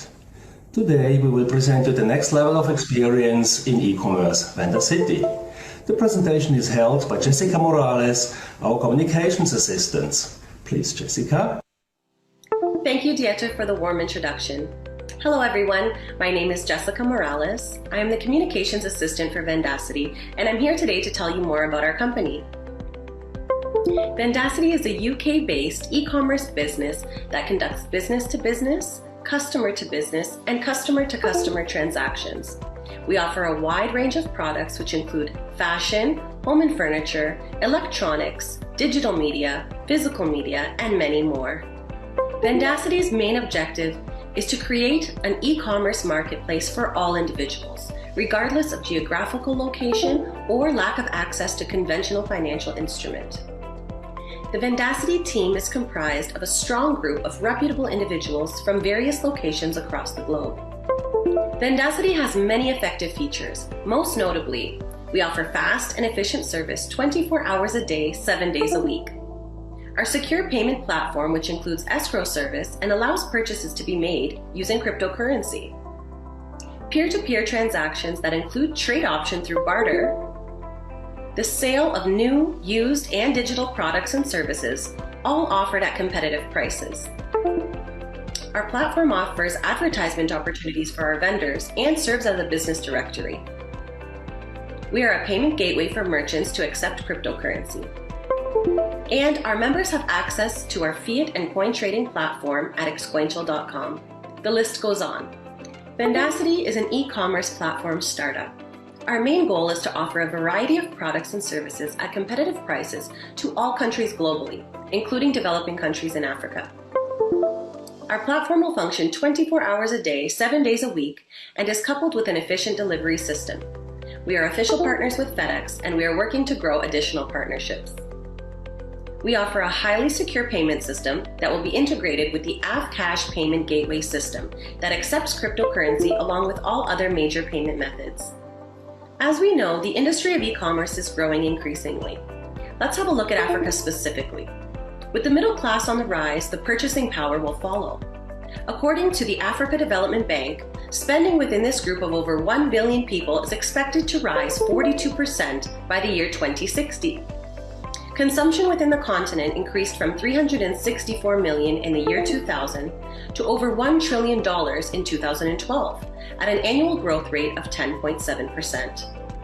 Another report by McKinsey shows that online shopping accounts for 10% of retail sales. This would translate to a whopping 75 billion in revenue, considering 50% of the population will have internet access by the year 2025. Based on this information, our anticipated revenue in the Nigerian market is as follows. Over 3 million in sales in our first year, over 7 million in sales in our second year, and 12.5 million in sales in our third year. Vendacity's effective marketing strategies, our unique innovative concept of Avcash cryptocurrency payment system, careful development of our products, along with strategic partnerships and a profitable revenue model, shows we have the ability to become a highly regarded resource in local, national, and international markets. Ultimately, Vendacity has the ability to provide lucrative returns to potential investors. We invite you to visit our social media platforms to learn more and get in touch with us. Thank you very much for your time. And we're back, and it's time for a Q&A with Lisa. And you can type out your questions in the chat box, or you can raise your hand and ask your questions directly to Lisa. Madeline, do you see any questions for Lisa in the chat? Not in the moment, but I'm sure our so maybe everyone wants to, they want to talk to Lisa directly, no problem. So I mean, my first question to you, Lisa, is, you know, I think this leadership style issue is something that keeps coming up. What is the ideal leadership style based on the personality types that you have shared with us today? What would you say is the ideal leadership style to have? I would say the situational leadership style, being able to adapt to different climates, that is going to cause you to be a great leader because you're going to be well-grounded and well-diverse. Diversity in knowledge and skill is really important. You want to be able to know like every function of your business and how to respond to customers, how to respond under pressure, you know, how to create a common cause. Situational leaders do that. Democratic leadership too. Sometimes democratic leadership won't respond quickly because they want to get everybody's opinion. And of course, we know in business, a lot of times you can't do an opinion poll because you don't have time. So you do that, you know, when you can, but the situational leader knows how to adapt and say, no, we're going to go forward with this. This is the decision I can make. And then after that, share it with the team and create the common cause there. Fantastic. And I mean, in terms of, you know, the American landscape currently, you know, how would you say that type of leadership style is growing? Do you see it growing more and more, or do you feel that it's staying with the old way of managing? Well, I'll say this: what is growing more is what is popular is the Google landscape and what their model looks like, and that is laissez-faire. You know, you hire people to do their job, and then you let them do their job, and that sort of situation is more appreciated than But the problem with that is you have to pay them to do their job. They come with education. So the less education a lot of times that your workers have, and the less you pay them, the more you have to you have to go into another leadership style. You can't just leave them. You have to coach them. You have to teach them. And a situational leader is able to do that. But the more popular one now is becoming the laissez-faire, because the generation, the Gen Zs don't want to be managed. They would prefer to be part of a common cause.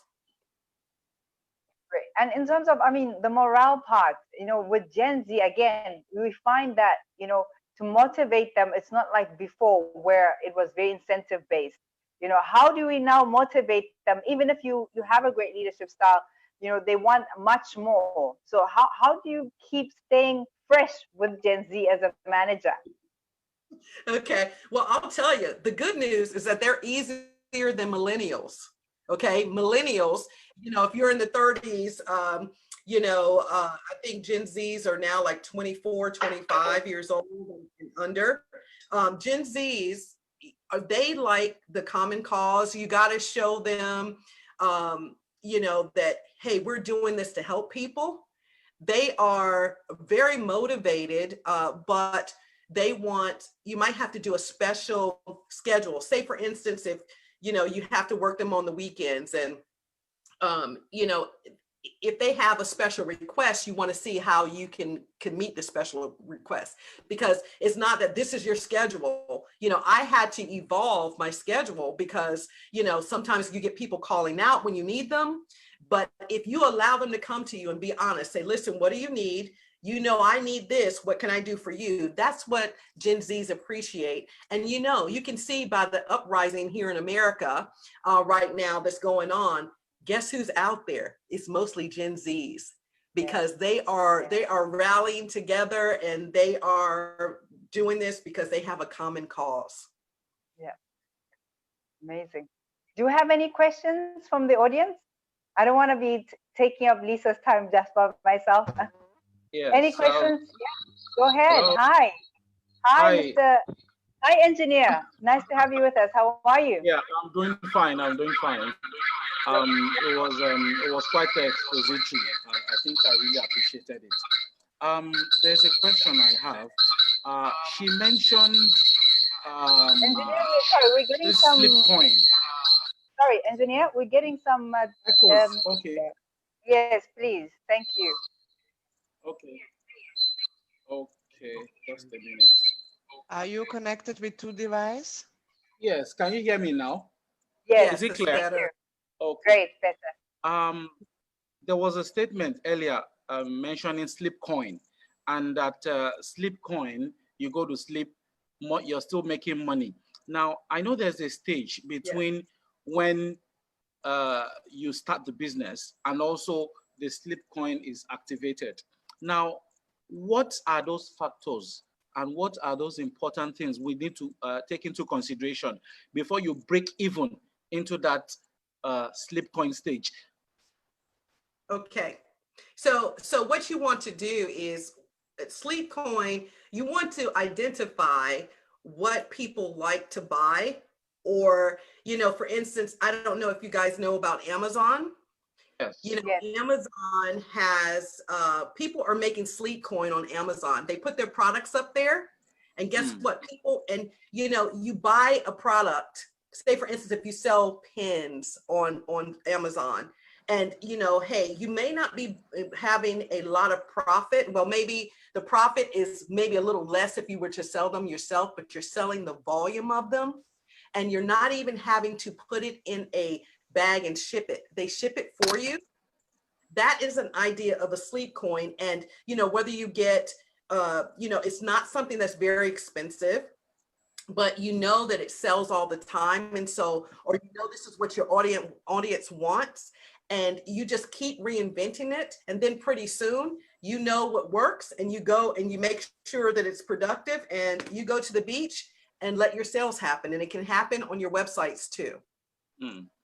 Okay, it makes a whole lot of sense. Then the second question I have is, one of the first statements you made at the start of the program is you spent over 35 years developing companies. Now, my question is, how have you been able to manage to look this young? Good question. I begged a man when I was 15 years old to give me a job. I would walk past his shop and I said, I can do it. And he said, I think you're too young. And so he hired me. So then he started to trust me to write his bills out and everything. And so I've just been doing it since I was a teenager. And so I was a very young manager. I don't know how, you know, I think it's my genes. Wow, it's awesome. I don't know. I don't let things stress me out that much too. I don't let things stress me. I move on, you know, and everybody knows at the workplace that they have a new, I'm not going to be angry with them for a long time. I'm going to let it go. Tomorrow's a new day. And if you live like that, it's less stress on your body. Okay. Thank you so much. You're welcome. Thank you so much. We have Mary that raised hands. She has a question for you, Mary. Thank you, Mary. Go ahead. Mary? I see her, but I see her window, but I don't hear her. Okay. Next person. I think we'll give her some time. Okay. Do you have another question for Lisa? They're normally not this shy. Mary Jo, hi. Do you have a question? Maybe I answered all their questions. No, I mean, they're still on here. So. Hi, Muhammad. Hi. Go ahead. Good evening from Nigeria. My name is Mohammed Lamide. I said I've learned a lot from the speech so far, from the teaching and everything. My question is, what is the, I'll go like this. What are the obstacles? I know many employees face some obstacles or some things during the process. I would like to know, what are the obstacles employees face from performing effectively in their jobs or in their duties? What stops the employee from performing effectively in their duties? Those are my questions. Okay. Lisa, did you do that? Not all of it. I think he said, what are the obstacles that you would may face in your jobs trying to do your duties? Was that? Yes. So what blocks the employees' own productivity levels? Okay, so say that for me again. So as an employee, what are the challenges that would prohibit your own productivity? Oh, as an employee, oh, wow. The first thing that will hinder your productivity is your attitude. I mean, if you go to work dreading your job, within you have to pivot those feelings and figure out, well, this is the job that I have now. Guess what? I'm going to make amazing things happen today. And you come into the job with a certain energy. It's mindset. And say, for instance, if you have a mean boss, because mean bosses are very challenging for workers, and you have a mean boss, you don't let their energy affect you. So if they're mean, you are going to come back with, okay, well, have a great day then. You're still going to keep bringing the sunshine just because, and that will help you to either get promoted or go on and do your own thing. But typically I always do, pretty much attitude assessments, because if it's not that they don't know how to do the job, it could be their attitude. Okay. I hope that helps. Yeah, I would like to say, okay, let's assume as an individual, I have a problem early in the morning before going to work, or maybe on my way to work. is it better to just return home without going to work, or still try and go to the work? Well, we know that the situation I have will affect my daily work that day. Is it better to just stay at home or still try and attend the job? That's a good question.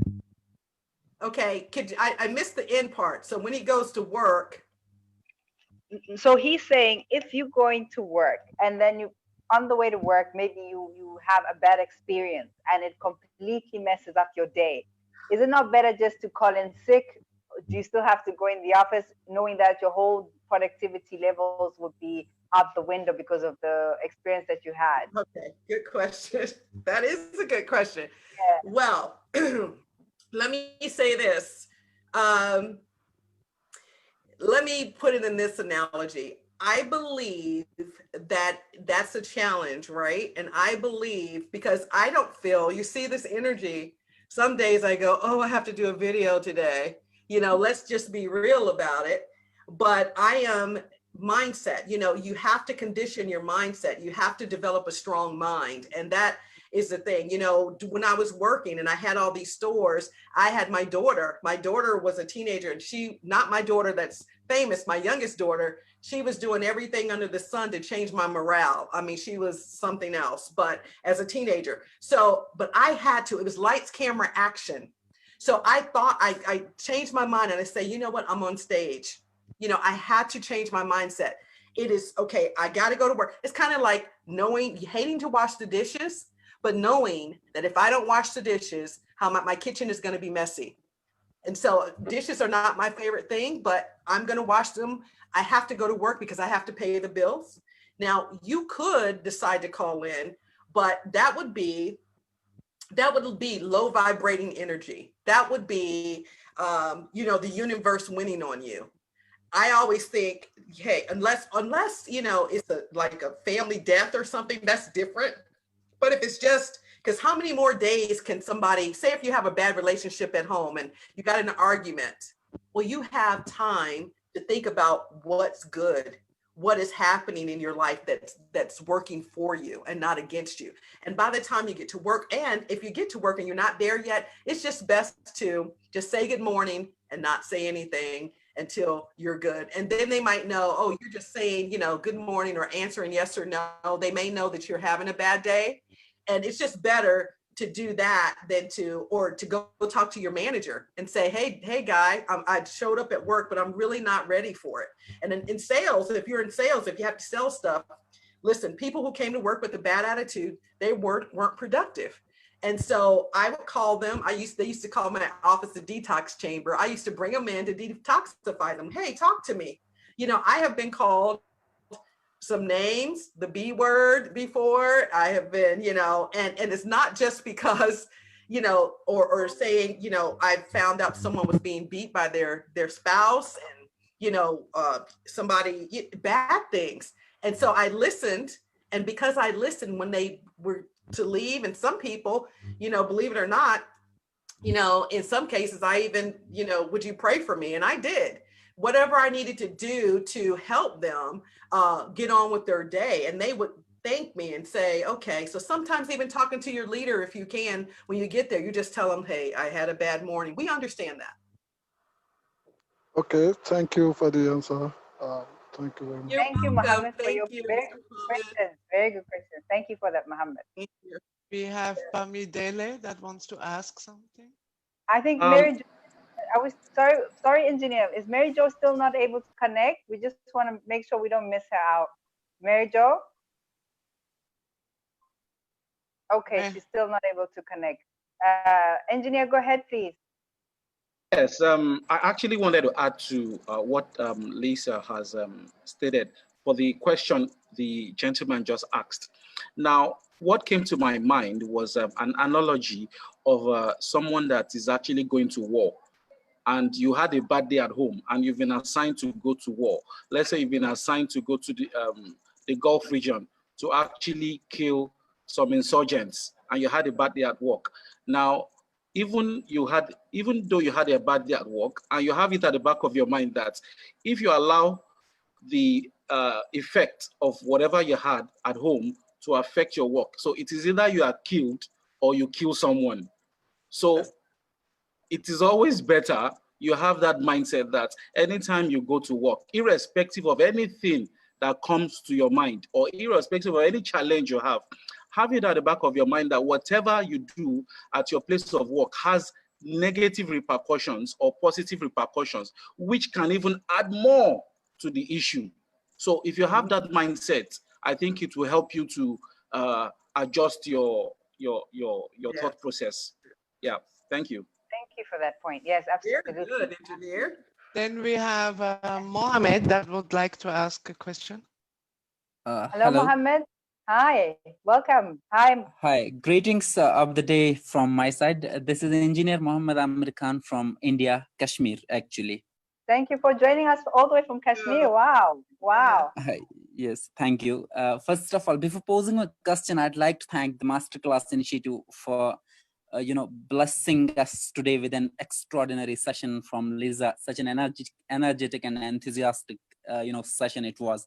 And honestly speaking, as you were already mentioning, that we learned a lot of things today from this session, and that's why it prompts me to mention that I wish to always have some more time beyond these sessions with Lisa in order to get trained, and particularly as an entrepreneur, as a startup, as a business owner. Thank you especially to Lisa ma'am for having such an amazing session, wonderful session. Now my question to you is that can we expect I'm asked to start my video. Okay, no problem.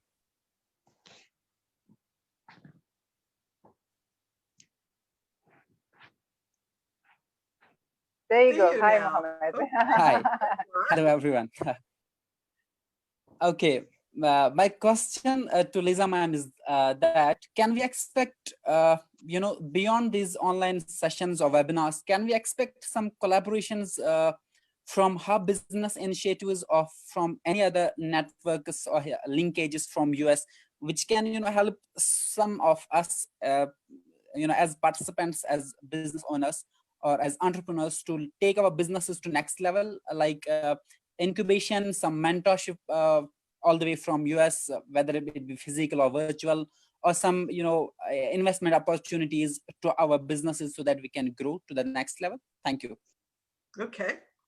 Well, I'll say this, that I think you're talking about networking and continuing the conversation, and I do classes, and normally, I do them live, and I normally do it. And of course, with the classes, there's a cost assessed to it, I don't know, but I do share a lot, and I do like to give value, and it doesn't have to necessarily have a cost all the time. If I can sell my products or something like that, that's even better. But I'd love, if I'm invited on somewhere else, I just love to share, especially with young people and entrepreneurs. I've enjoyed watching a lot of entrepreneurs that, I've talked to and shared some of my knowledge with to grow in their business. So I would like it, if somebody, if there was another platform, and I would share my website will have, and my Facebook page, Coach Lisa Jones, will have different events that I do have. I always share on that page. Fantastic. Thank you. Thank you. So we expect some more time with you in future, maybe online, or maybe some time down the line in US. We catch you there. Yes. LinkedIn too. I share my videos a lot on LinkedIn. Please connect with me there. Would love. Yeah, and sure. Then if you have a question, in my inbox, normally I answer them. Thank you so much for that. Thank you so much. I mean, she's very active on social media, so on LinkedIn, on Facebook. So definitely I encourage you all to connect with her, follow her. There's a lot of videos that she does that could help you a lot, and you can learn a lot as well. So thank you so much. Thank you. We have Thank you, Olanike Abiba. Welcome. That wants to ask a question. Hi, Olanika. Go ahead. Hello. Good evening. My name is dear. Olanike. I'm from Nigeria. Hi. So, can you see me? Hold on. Yeah, I can see you. Yeah. let me allow some ray of sun. Okay, so my question is, hold on, because okay, so my question is about or should I say rebranding for entrepreneurs. So for so in a case of which you said some money shouldn't be the why for your business, of which I understand perfectly now, because as an entrepreneur, that has always been, I'm always about, okay, let's make some money. I just need to make a lot of money because I like to enjoy life and I really love to be at my best. So, but recently I've come to realize that there should be a better why. Money is good, but there should be a better why. So my question now is, how do I restructure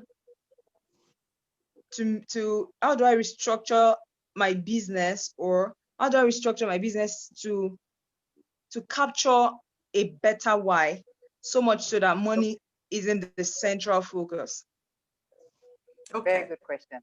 Good question. Good question. Okay, so what you have to do is find out, even, I don't know if you're selling something right now or whatever your business is, you want to find out or dive deep to see what your business has to offer to the world. What difference are you making a difference? Because right now you might be saying, oh, I just want to, I just love making money and that's my why.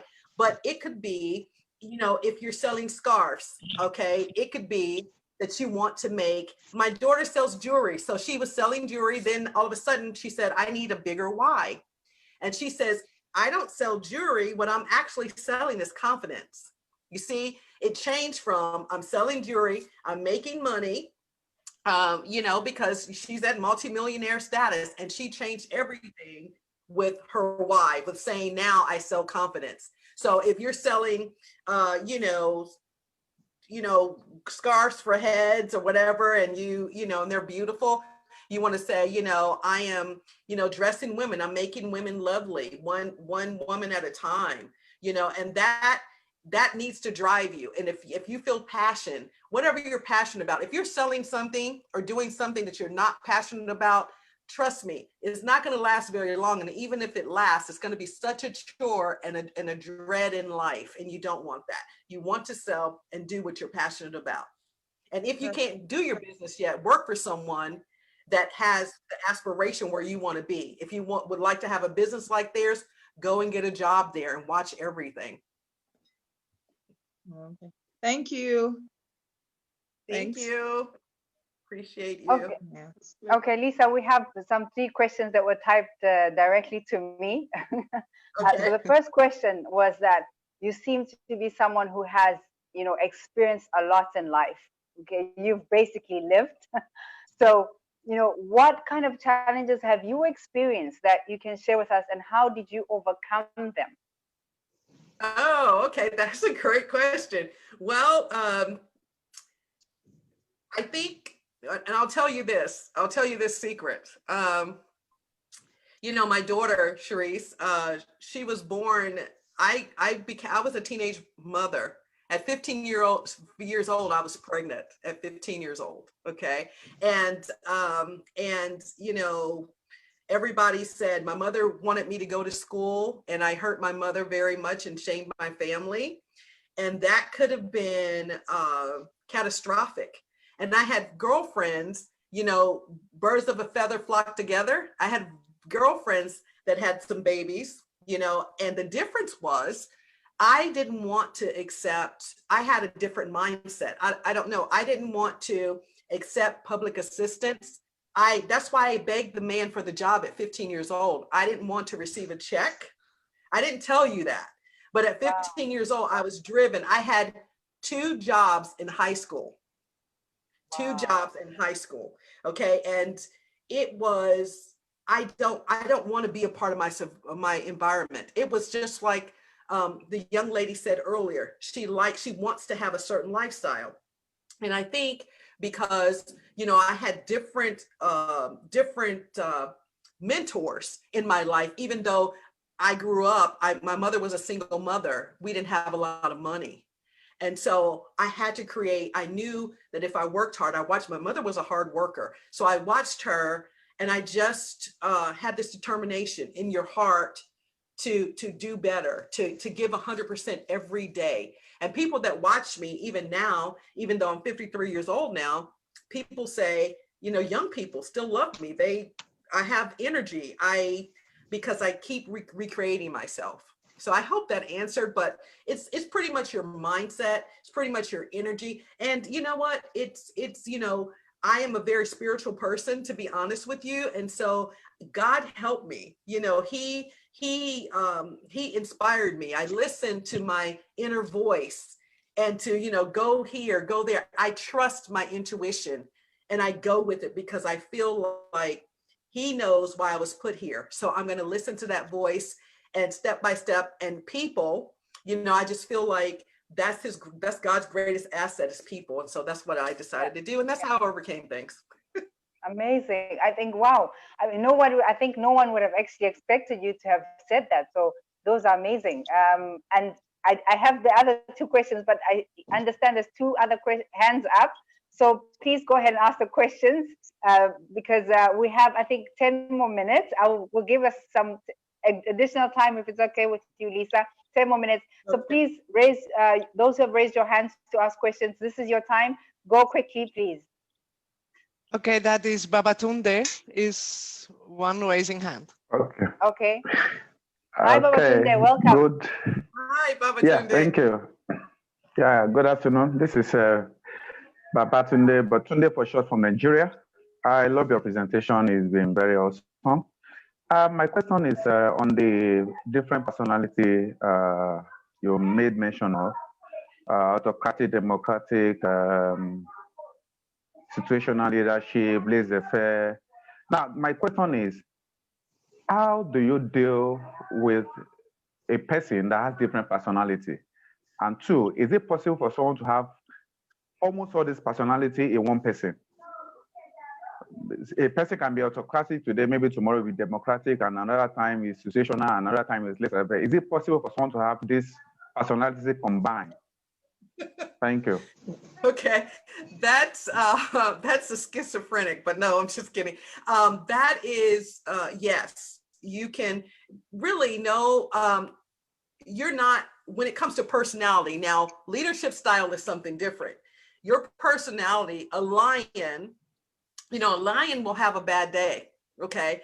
A lion will have a bad day, and they may have different, that's called moods. You know, one time they're this, or one time they're that. But really, basically, you know, for me, you know, I like, no matter if I leave my home or not, I like to dress up. And often, you know, that's who I am at the core.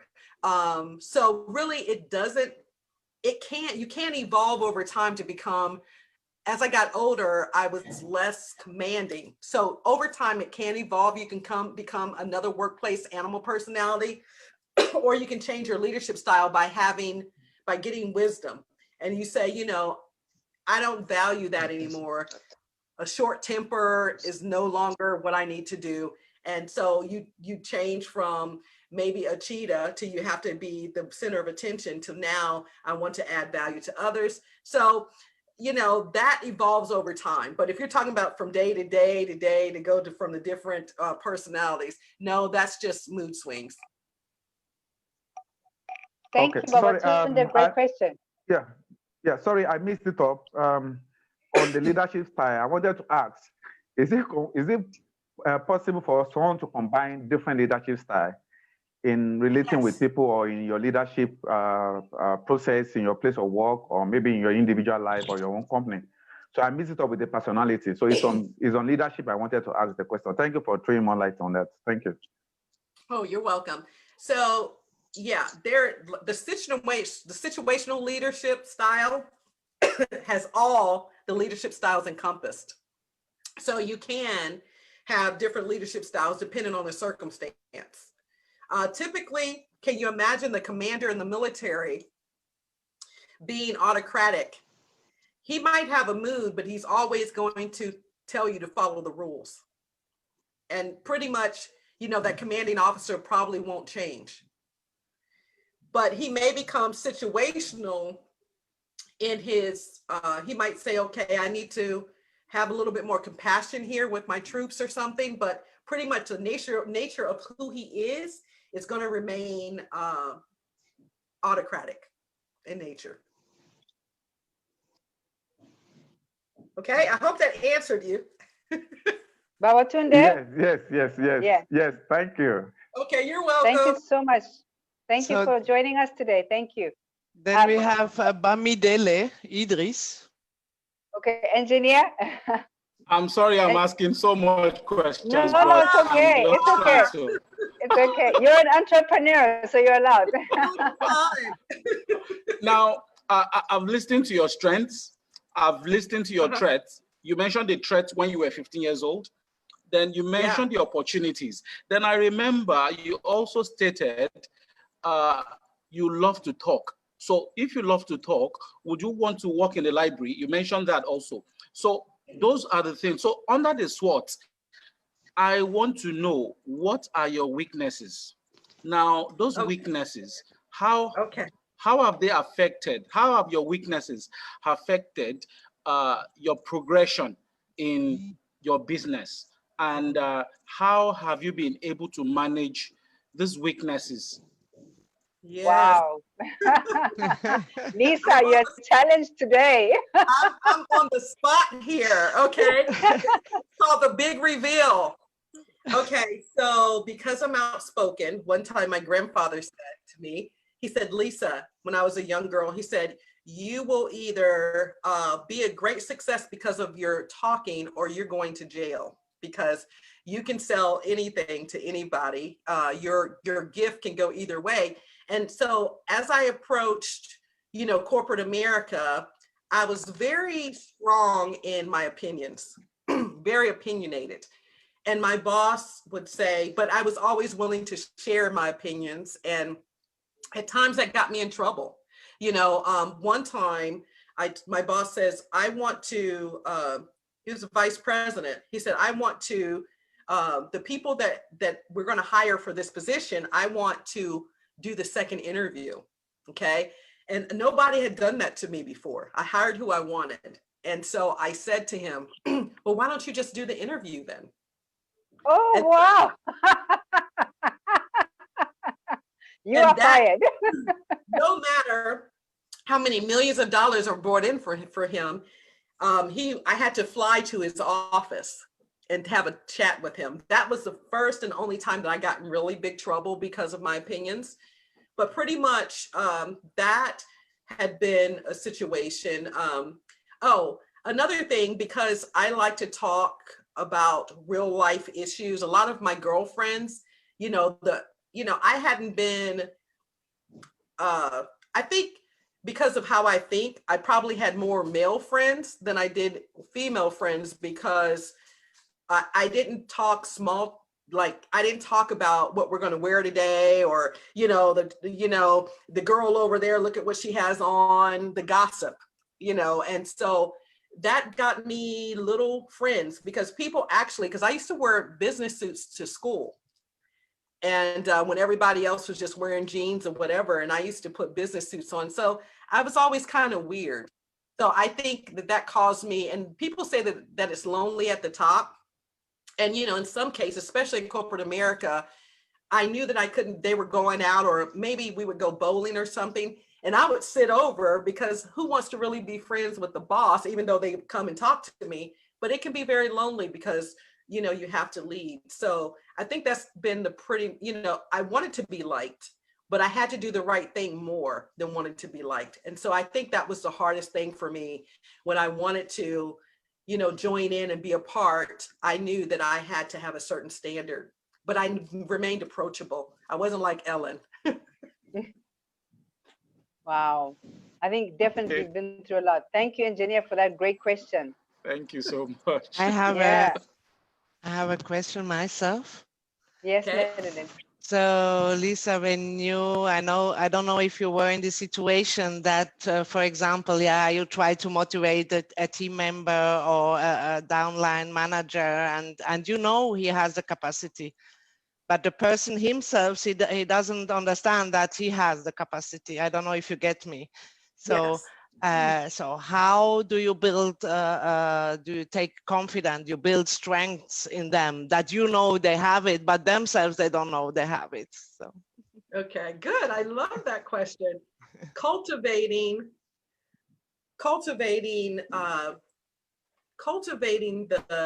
the champion within. You see, because you see his brilliance, but he doesn't yet recognize it. So as a leader, for instance, like some of my quiet ones, I would secretly ask them to do things to help them, or I would ask them questions like, I would say, do you know how to do this? And they would go, yeah. And I said, would you show us how to do it? Could you show the whole team how to do it? I would, and normally he would do things for me, but he was very quiet, right? And I knew that he had all this knowledge to share. And so 1 month, I put every employee, so I didn't single him out. Remember, we treated everybody the same. I had every employee to present in a morning meeting on a certain topic. And so when he presented, he got like a round of applause. His smile went. And then afterwards, I coached him and I said, so what did you think of what you did? Tell me what you thought you did right. Tell me, and would you do it again later? You could even say, I see that you're an excellent trainer. For instance, if you can train a lot of people, and I see this in you. Is there any reason why? And then here's another thing. It's called an action plan. You can develop an action plan, and I'm going into too much, but you can develop an action plan for him. And then the action plan doesn't necessarily have to do with productivity on the job, but you want to start seeing him take the lead more. Well, I would like you to work with Susan. She really is struggling right now, and she could really use your help. So could we make that a goal that maybe I would love to see you turn Susan around or to help her with this knowledge. It gives them confidence, and you try to bring them out of their box a little at a time by doing an action plan. So that's the short answer. Okay, then I have the last question from my side is also, you described very well the lions, this and that. And so now if you have a typical lion let's say as a manager, and you need to calm down a little bit, yeah? Not to be too harsh with the people, not to be too lion and against his downline, and without breaking his hunger to be successful. I don't know if you get my question. I do. It comes in because he's your supervisor, it's just a question. So you just ask them, so, how many people this morning have you talked with? And then he might go, what is that question? How many people have you said good morning to this morning? And he goes, well, just you. And that can facilitate his thought process, because what you want to do is get him curious about these things. And you go, I read somewhere, where was it? Do you know in the US that $350 billion is spent? And typically with the lion, if you start talking about the loss, we have a lot invested in Susan over here, and she feels a little down.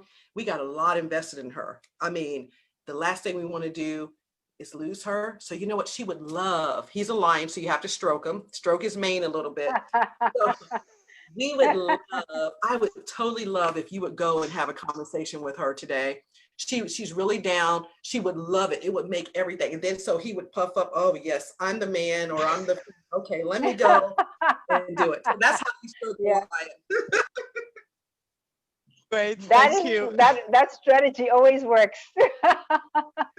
Reverse psychology. Yes. We have Gifty Nana that wants to ask questions. Okay, I think we have Janet as well. So I'll just take those two, and I have still two that were sent to me, and then we're done for the questions. If you have any additional questions, please send them to us, and then we'll send them to Lisa to answer for you. But for now, unfortunately, we run out of time. We only have time for these 4 questions left. So Ms. Janet and Gifty, please go ahead. Yeah. Thank you so much for allowing me. Hi, ma'am. Hi, thank you. Yeah, Hi. I have maybe Janet. a question and somehow a comment. Yeah, on the area of being democratic and not being autocratic, a leader, I seem to have a feeling that a leader should not be autocratic, but at the same time should not be too democratic, because the employees have a way, most of the people, they take things for granted. And if you're an entrepreneur, you've put in so much into your business, at the end of the day, all that occupies your mind is the success of that business. And when you have people that are not very serious-minded around you, you cannot help but be very firm with them. And in any case, and I feel a leader should be firm. A leader should not be too simple to the extent of becoming too common. Yes. When once you become common in the eyes, in the way you relate to your people, then you've lost it, because they'll take you for granted. And I also believe that between the relationship between the employer and the employee, there should be a little gap. Yes. That is, it doesn't matter if they want to say this one is so class-minded or something, but at least you should keep yourself in a level, and the workers should be at a certain level. But identify yourself with their, be passionate, be compassionate, identify yourself with their pains and whatever, so that at the end of the day, they can flow with you. But don't be too simple to be common. That's the way I feel. I don't know what Ms. Jones feel about it. Okay, so I feel that is correct. I feel, here's the thing, a lot of times leaders, or that's why I said entrepreneurs, because of all the things that's on their mind, it's best that they have a cushion between someone leading the team and themselves. But if they cannot, have a supervisor, then you can still be democratic, because I was democratic in my approach a lot, but they knew I didn't have to go and tell them I'm the boss. I would list, like, the laissez-faire. All they do is list the things that need to be done. And what you do is you coach them so you don't, first of all, you trust the people who work for you. You try to trust them. It's a mindset that you have towards them, that you empower them. Here, I know this is my business and it's our business. So without the business, none of us are here, right? Yeah. Okay, so here's what I need you guys to do. As a team, this is what we need to do together, okay? As a team. Just because you're talking to them like that, they're not necessarily gonna think you're their girlfriend or hee ha ha, but you can still give them things to do, and and walk away and see how many things actually get done without leaning over their shoulder or micromanaging them. And then you come back and say, so how did the day go? Or if you do it by coaching them, and then you're not so autocratic, because it depends on what you're doing. But autocratic leadership gets a lot of enemies. And typically, if you're too autocratic, the employee will engage less, especially with the Gen Zs. They will, if they're not, they like to be part of the solution. So even if you really don't want their feedback, there have been times where I was like, I know what I'm going to do. In my mind, I was autocratic, but I'm going to ask them anyway. I already knew what I was going to do. I already knew that I was going to make this decision, but I asked them. I knew, for instance, the team was going to have a pay cut, And I said, sales this year wasn't that much. So, I asked a couple of them, how do you think I should approach telling people they're not getting a raise this year? And I did that in a democratic approach, and it worked, because by the time I stood in front of everybody at the meeting, nobody says, I'm quitting because I'm not getting a raise and I worked hard. So you do it through coaching. I think if you are confident within yourself, too much fear of becoming part of them or too much hierarchy. Matter of fact, the new way of leading is they're taking the hierarchy out of it, which is scary to you and I, because we're probably, it's scary to you and I can't imagine that. But where everybody's leading, everybody's a leader. And so when you say your business, okay, you share things. And I used to share some key things about the business with them and say, hey, we're going to beat these numbers. We're going to do it. This is our customers are going to give me your idea of how to make it better. When you include them, you're still a leader, but they feel like partners, and you know who you are. So you don't have a self-esteem issue. And then if they get out of line and what's up, girl? I don't know if you guys say that, but what's up, girl? And, and she's chewing gum. Typically when I came through, we had furniture. So people used to sit on furniture. When I came through in the morning, they would get up and scatter and I didn't treat them mean. They just had respect for me because I had respect for them. Wow. Yes. That's fine. I think that's very, very good. Thank you so much. Thank you. It's a different world today with the new generation. So we have to adjust the management style accordingly. Yes. But thank you, Mom Janet. That was a very good question. Thank you so much. You're welcome. Thank you. Okay, we have one more. I think Gifty. You are there? No?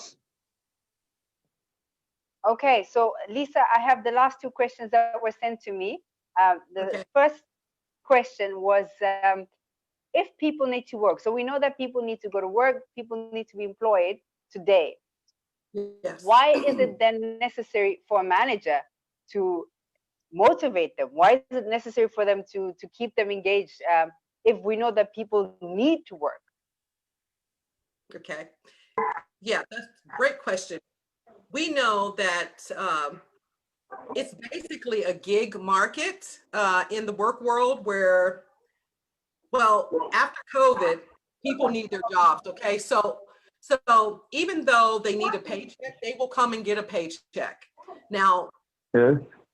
It's productivity. I think somebody,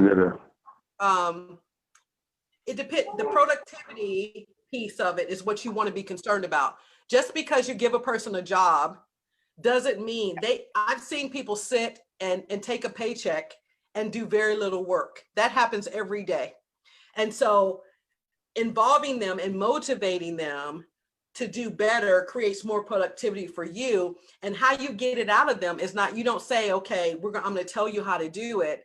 But a lot of times, if you've never got in there with them, if they've never seen you wiping off tables, if they've never seen you folding napkins or doing what they do. So in a way, you want to kind of get in the trenches. You want to find out their worldview is important. Find out who they are as a person, because it's just not enough to say I'm a worker here anymore, because you will lose productivity when you don't invest in people. Amazing. Great question. And the last question was, how then does a manager, keep his employees motivated, especially during these times of crisis, and help them to stay on course with the company vision and goals? Okay, so with that, you talk about the common cause all the time. So you constantly remind them. Now, we're not expecting, maybe this is a new normal. A lot of times I would have a talk or a meeting with them and say, how are you feeling? I know that, a lot of you are, kids aren't going to school. Some people don't even have sitters. She's worried about, my child is learning virtually. There's a lot on a person's mind. So what you're going to do is you're going to let them know that, hey, we're in this situation, but we can't lose the vision. This is still our vision. And guess what? COVID is probably going to leave. We're going to get some sort of vaccine. It's going to be gone. This won't happen always. So is there any reason why, this is one of my good questions, is there any reason why, you see me shaking my head, is there any reason why that we can't just go lights, camera, action and just make it happen anyway? We can make amazing stuff happen anyway. You know, now is a time for us to dig deep and find out who we really are in the midst of adversity. It really separates the boys from the girls and the haves. You know, it's in you, and I see greatness in you, and I know you can do it. And you can always talk to me if you're not feeling it for today. We'll make adjustments, but it's important. We all have this huge common goal. It's our customer. They're coming through the door. It's not their fault. And so that they have to wear a mask when they come in here, and they're angry about that. You know, people are angry. And so, you know, give them tools to work with, mind tools, help them to shift their mindset through the motivational conversations. Amazing, amazing. Lisa, thank you so much. We went so much over time, but it was worth every minute of it. I know that we Sorry. questions. I have Gifty Nana again with the question. Sorry. Okay. Please, as the owner of a business that includes most of your relatives as workers, what is the best leadership style? Gifty, we can't really hear you. Gifty, we can't really hear you, dear. The connection. Owner. Oh. Can you hear me now? Yes, just speak slower. Can you hear me now? Yes, we can. Just speak a bit slower. Okay. As the owner of a business that includes most of your relatives as workers, what is the best leadership style? Because on the contrary, such businesses might not thrive well as compared to a business with small workers being outsiders. Since the owner sometimes feels pressured by the relatives in making certain crucial decisions concerning the business. So what is the best approach in such a situation? Unfortunately, I don't know if Lisa caught that. Lisa, were you able to hear that? I think she was asking what's the best leadership style. Yeah, she was asking what is the best leadership style. Now, the circumstance that she was referring to, I didn't hear all of that. Did you? I didn't hear. No, I didn't get. I think anyway, you.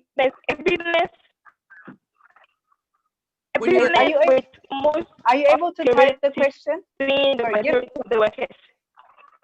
Gifty, are you able to type the question in the chat, because we're not able to get the full picture? Yes, the connection is too bad, sorry. Yes. But you can write it openly in Facebook, everywhere. We're gonna attend to you. Yes, yes. Thank you so much. Thank you so much, Giftido, for calling in and giving us your question. Lisa, unfortunately, those are all the questions we have time for today. Yes. We've run over time. Thank you for being so understanding and patient. I know that we probably would have had more questions, but time was not permitting. And hopefully everyone will, reach out on social media and, connect with you and then, speak to you directly. We're gonna take a quick commercial break. And after that, Lisa, just give you 1 or 2 minutes to just wrap up and summarize the key takeaways for our audience. And then we'll say goodbye and end off with some really good music. So please don't go away. We still have some wonderful music to end off a wonderful session. So quick commercial break. Thank you.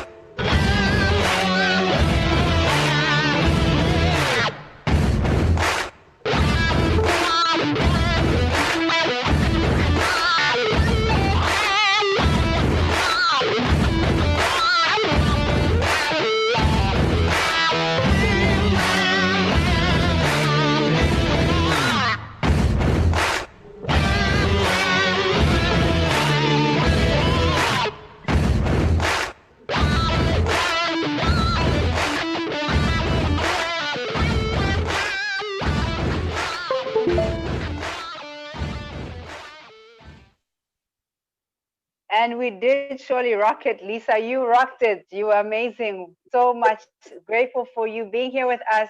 That was so insightful. You know, I think you brought in some new concepts that a lot of us weren't aware of.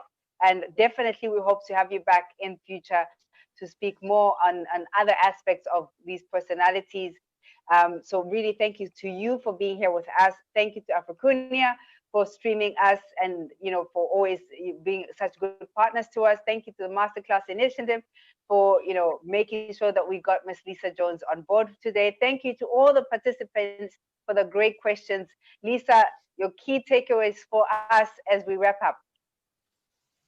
The key takeaway is for all of you I want you to study your why and go deep within to see, you know, what you want to offer to the world.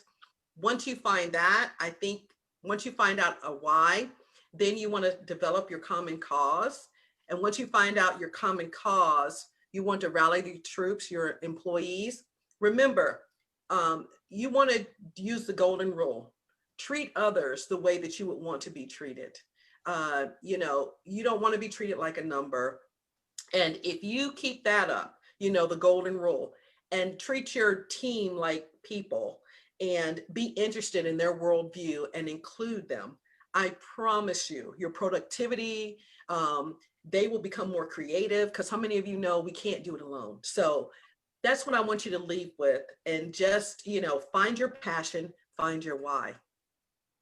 Amazing. Thank you. Find out why. Definitely. I think that's some good homework for us this week, everyone. Find out your why. Very important. Yes. You know, definitely very, very key, whether it's for, you know, entrepreneurship or whether it's to find a new career or new passion. Definitely find out why. Thank you, Miss Lisa and take Jones. The assessment. Yes. I would like you guys to take the assessment on my yes. website. It's free. Yes. Find out what animal personality. www.nowlead.com. It's a hyphen in there. You see? It's hyphen in there. Yeah. Just like and this.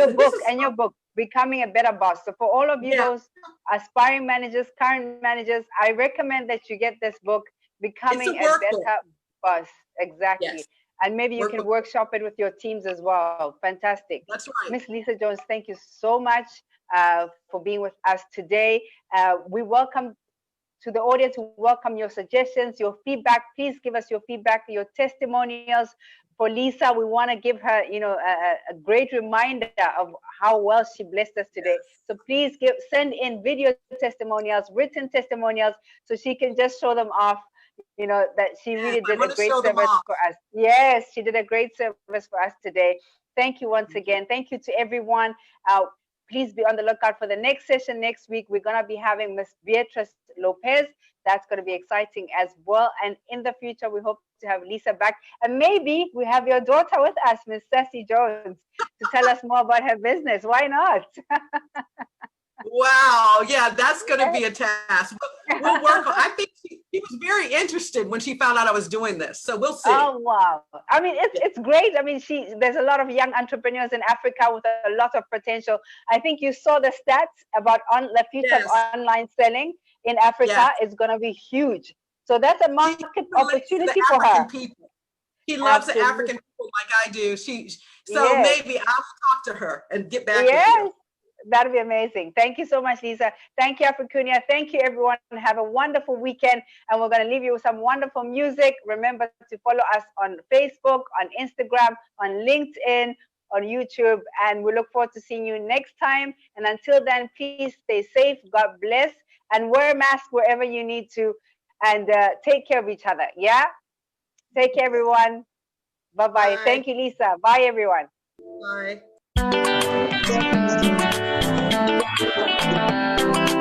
Hallelujah, hallelujah, hallelujah, hallelujah. We love you, miss you, BNT. La BNT, 100 hit.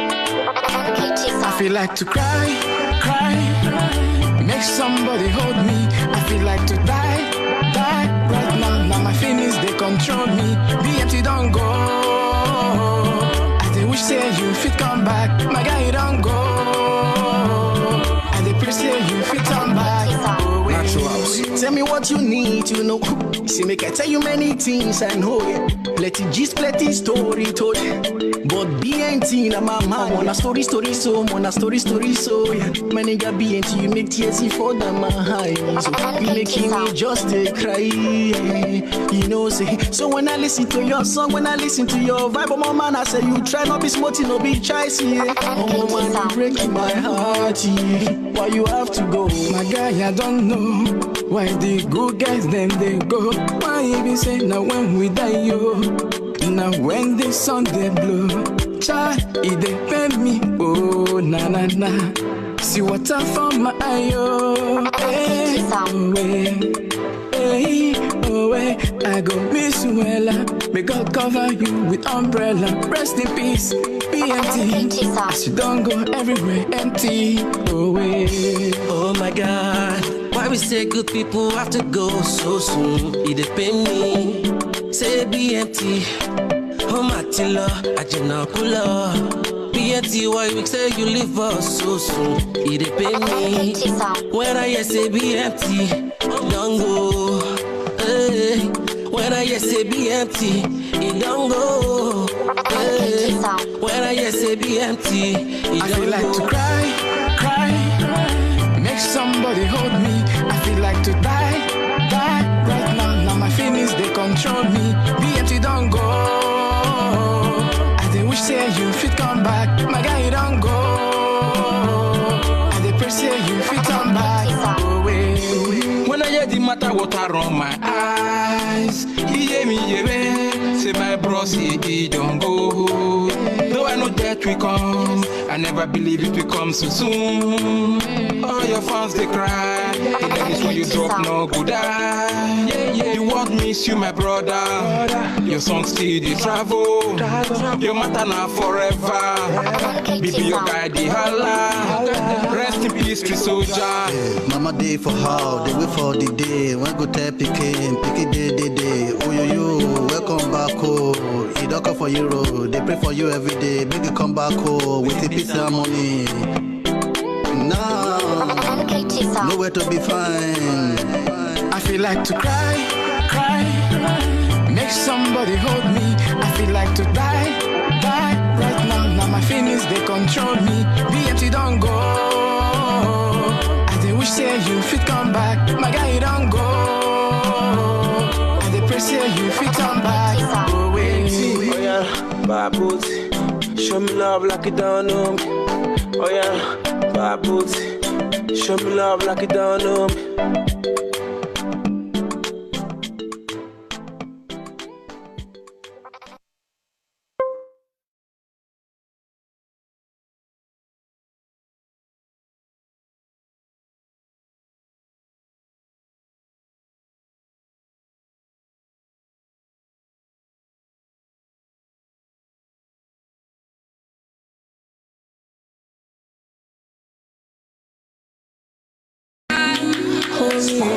Give me a little.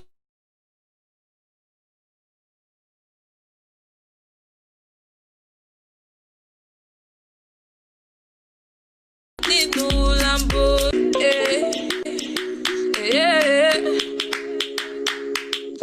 I've been waiting in line for you to give me your time.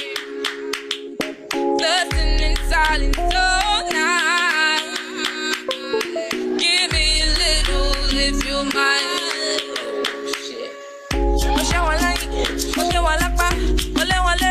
Àwọn ọ̀tá mi mú wọn sáré nínú Lamborghini o. Mo ṣẹ́ wọn lẹ́yìn, mo gé wọn lápá, mo lé wọn léré. Àwọn ọ̀tá mi mú wọn sáré nínú Lamborghini o.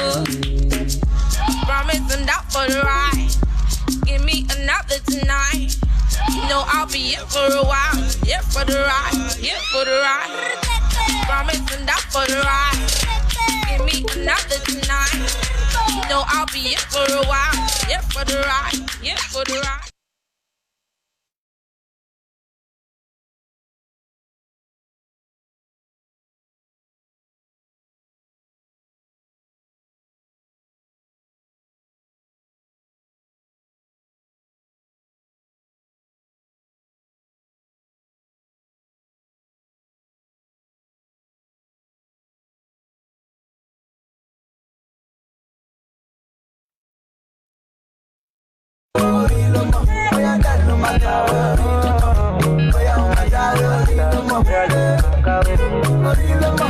Life so hard, life is so free. Life do me separate, like I'm a stream. Life pull me down, like I'm a scream. Life must be hard on the beats like a beast. Life taught me you gotta have a big plan. Make it so larry, so can come around. No plan B, if you can't follow A. I'm not gonna come kill you, even lose for a day.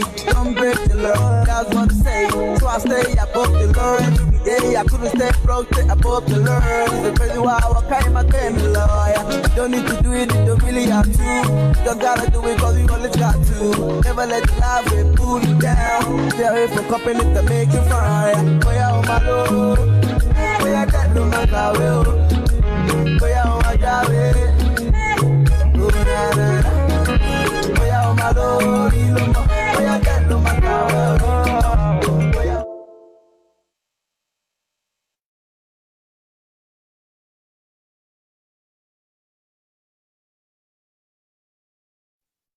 Thank you, everybody, for being part today for the masterclass. I wish you a nice weekend. Bye-bye. Bye-bye. Thank you.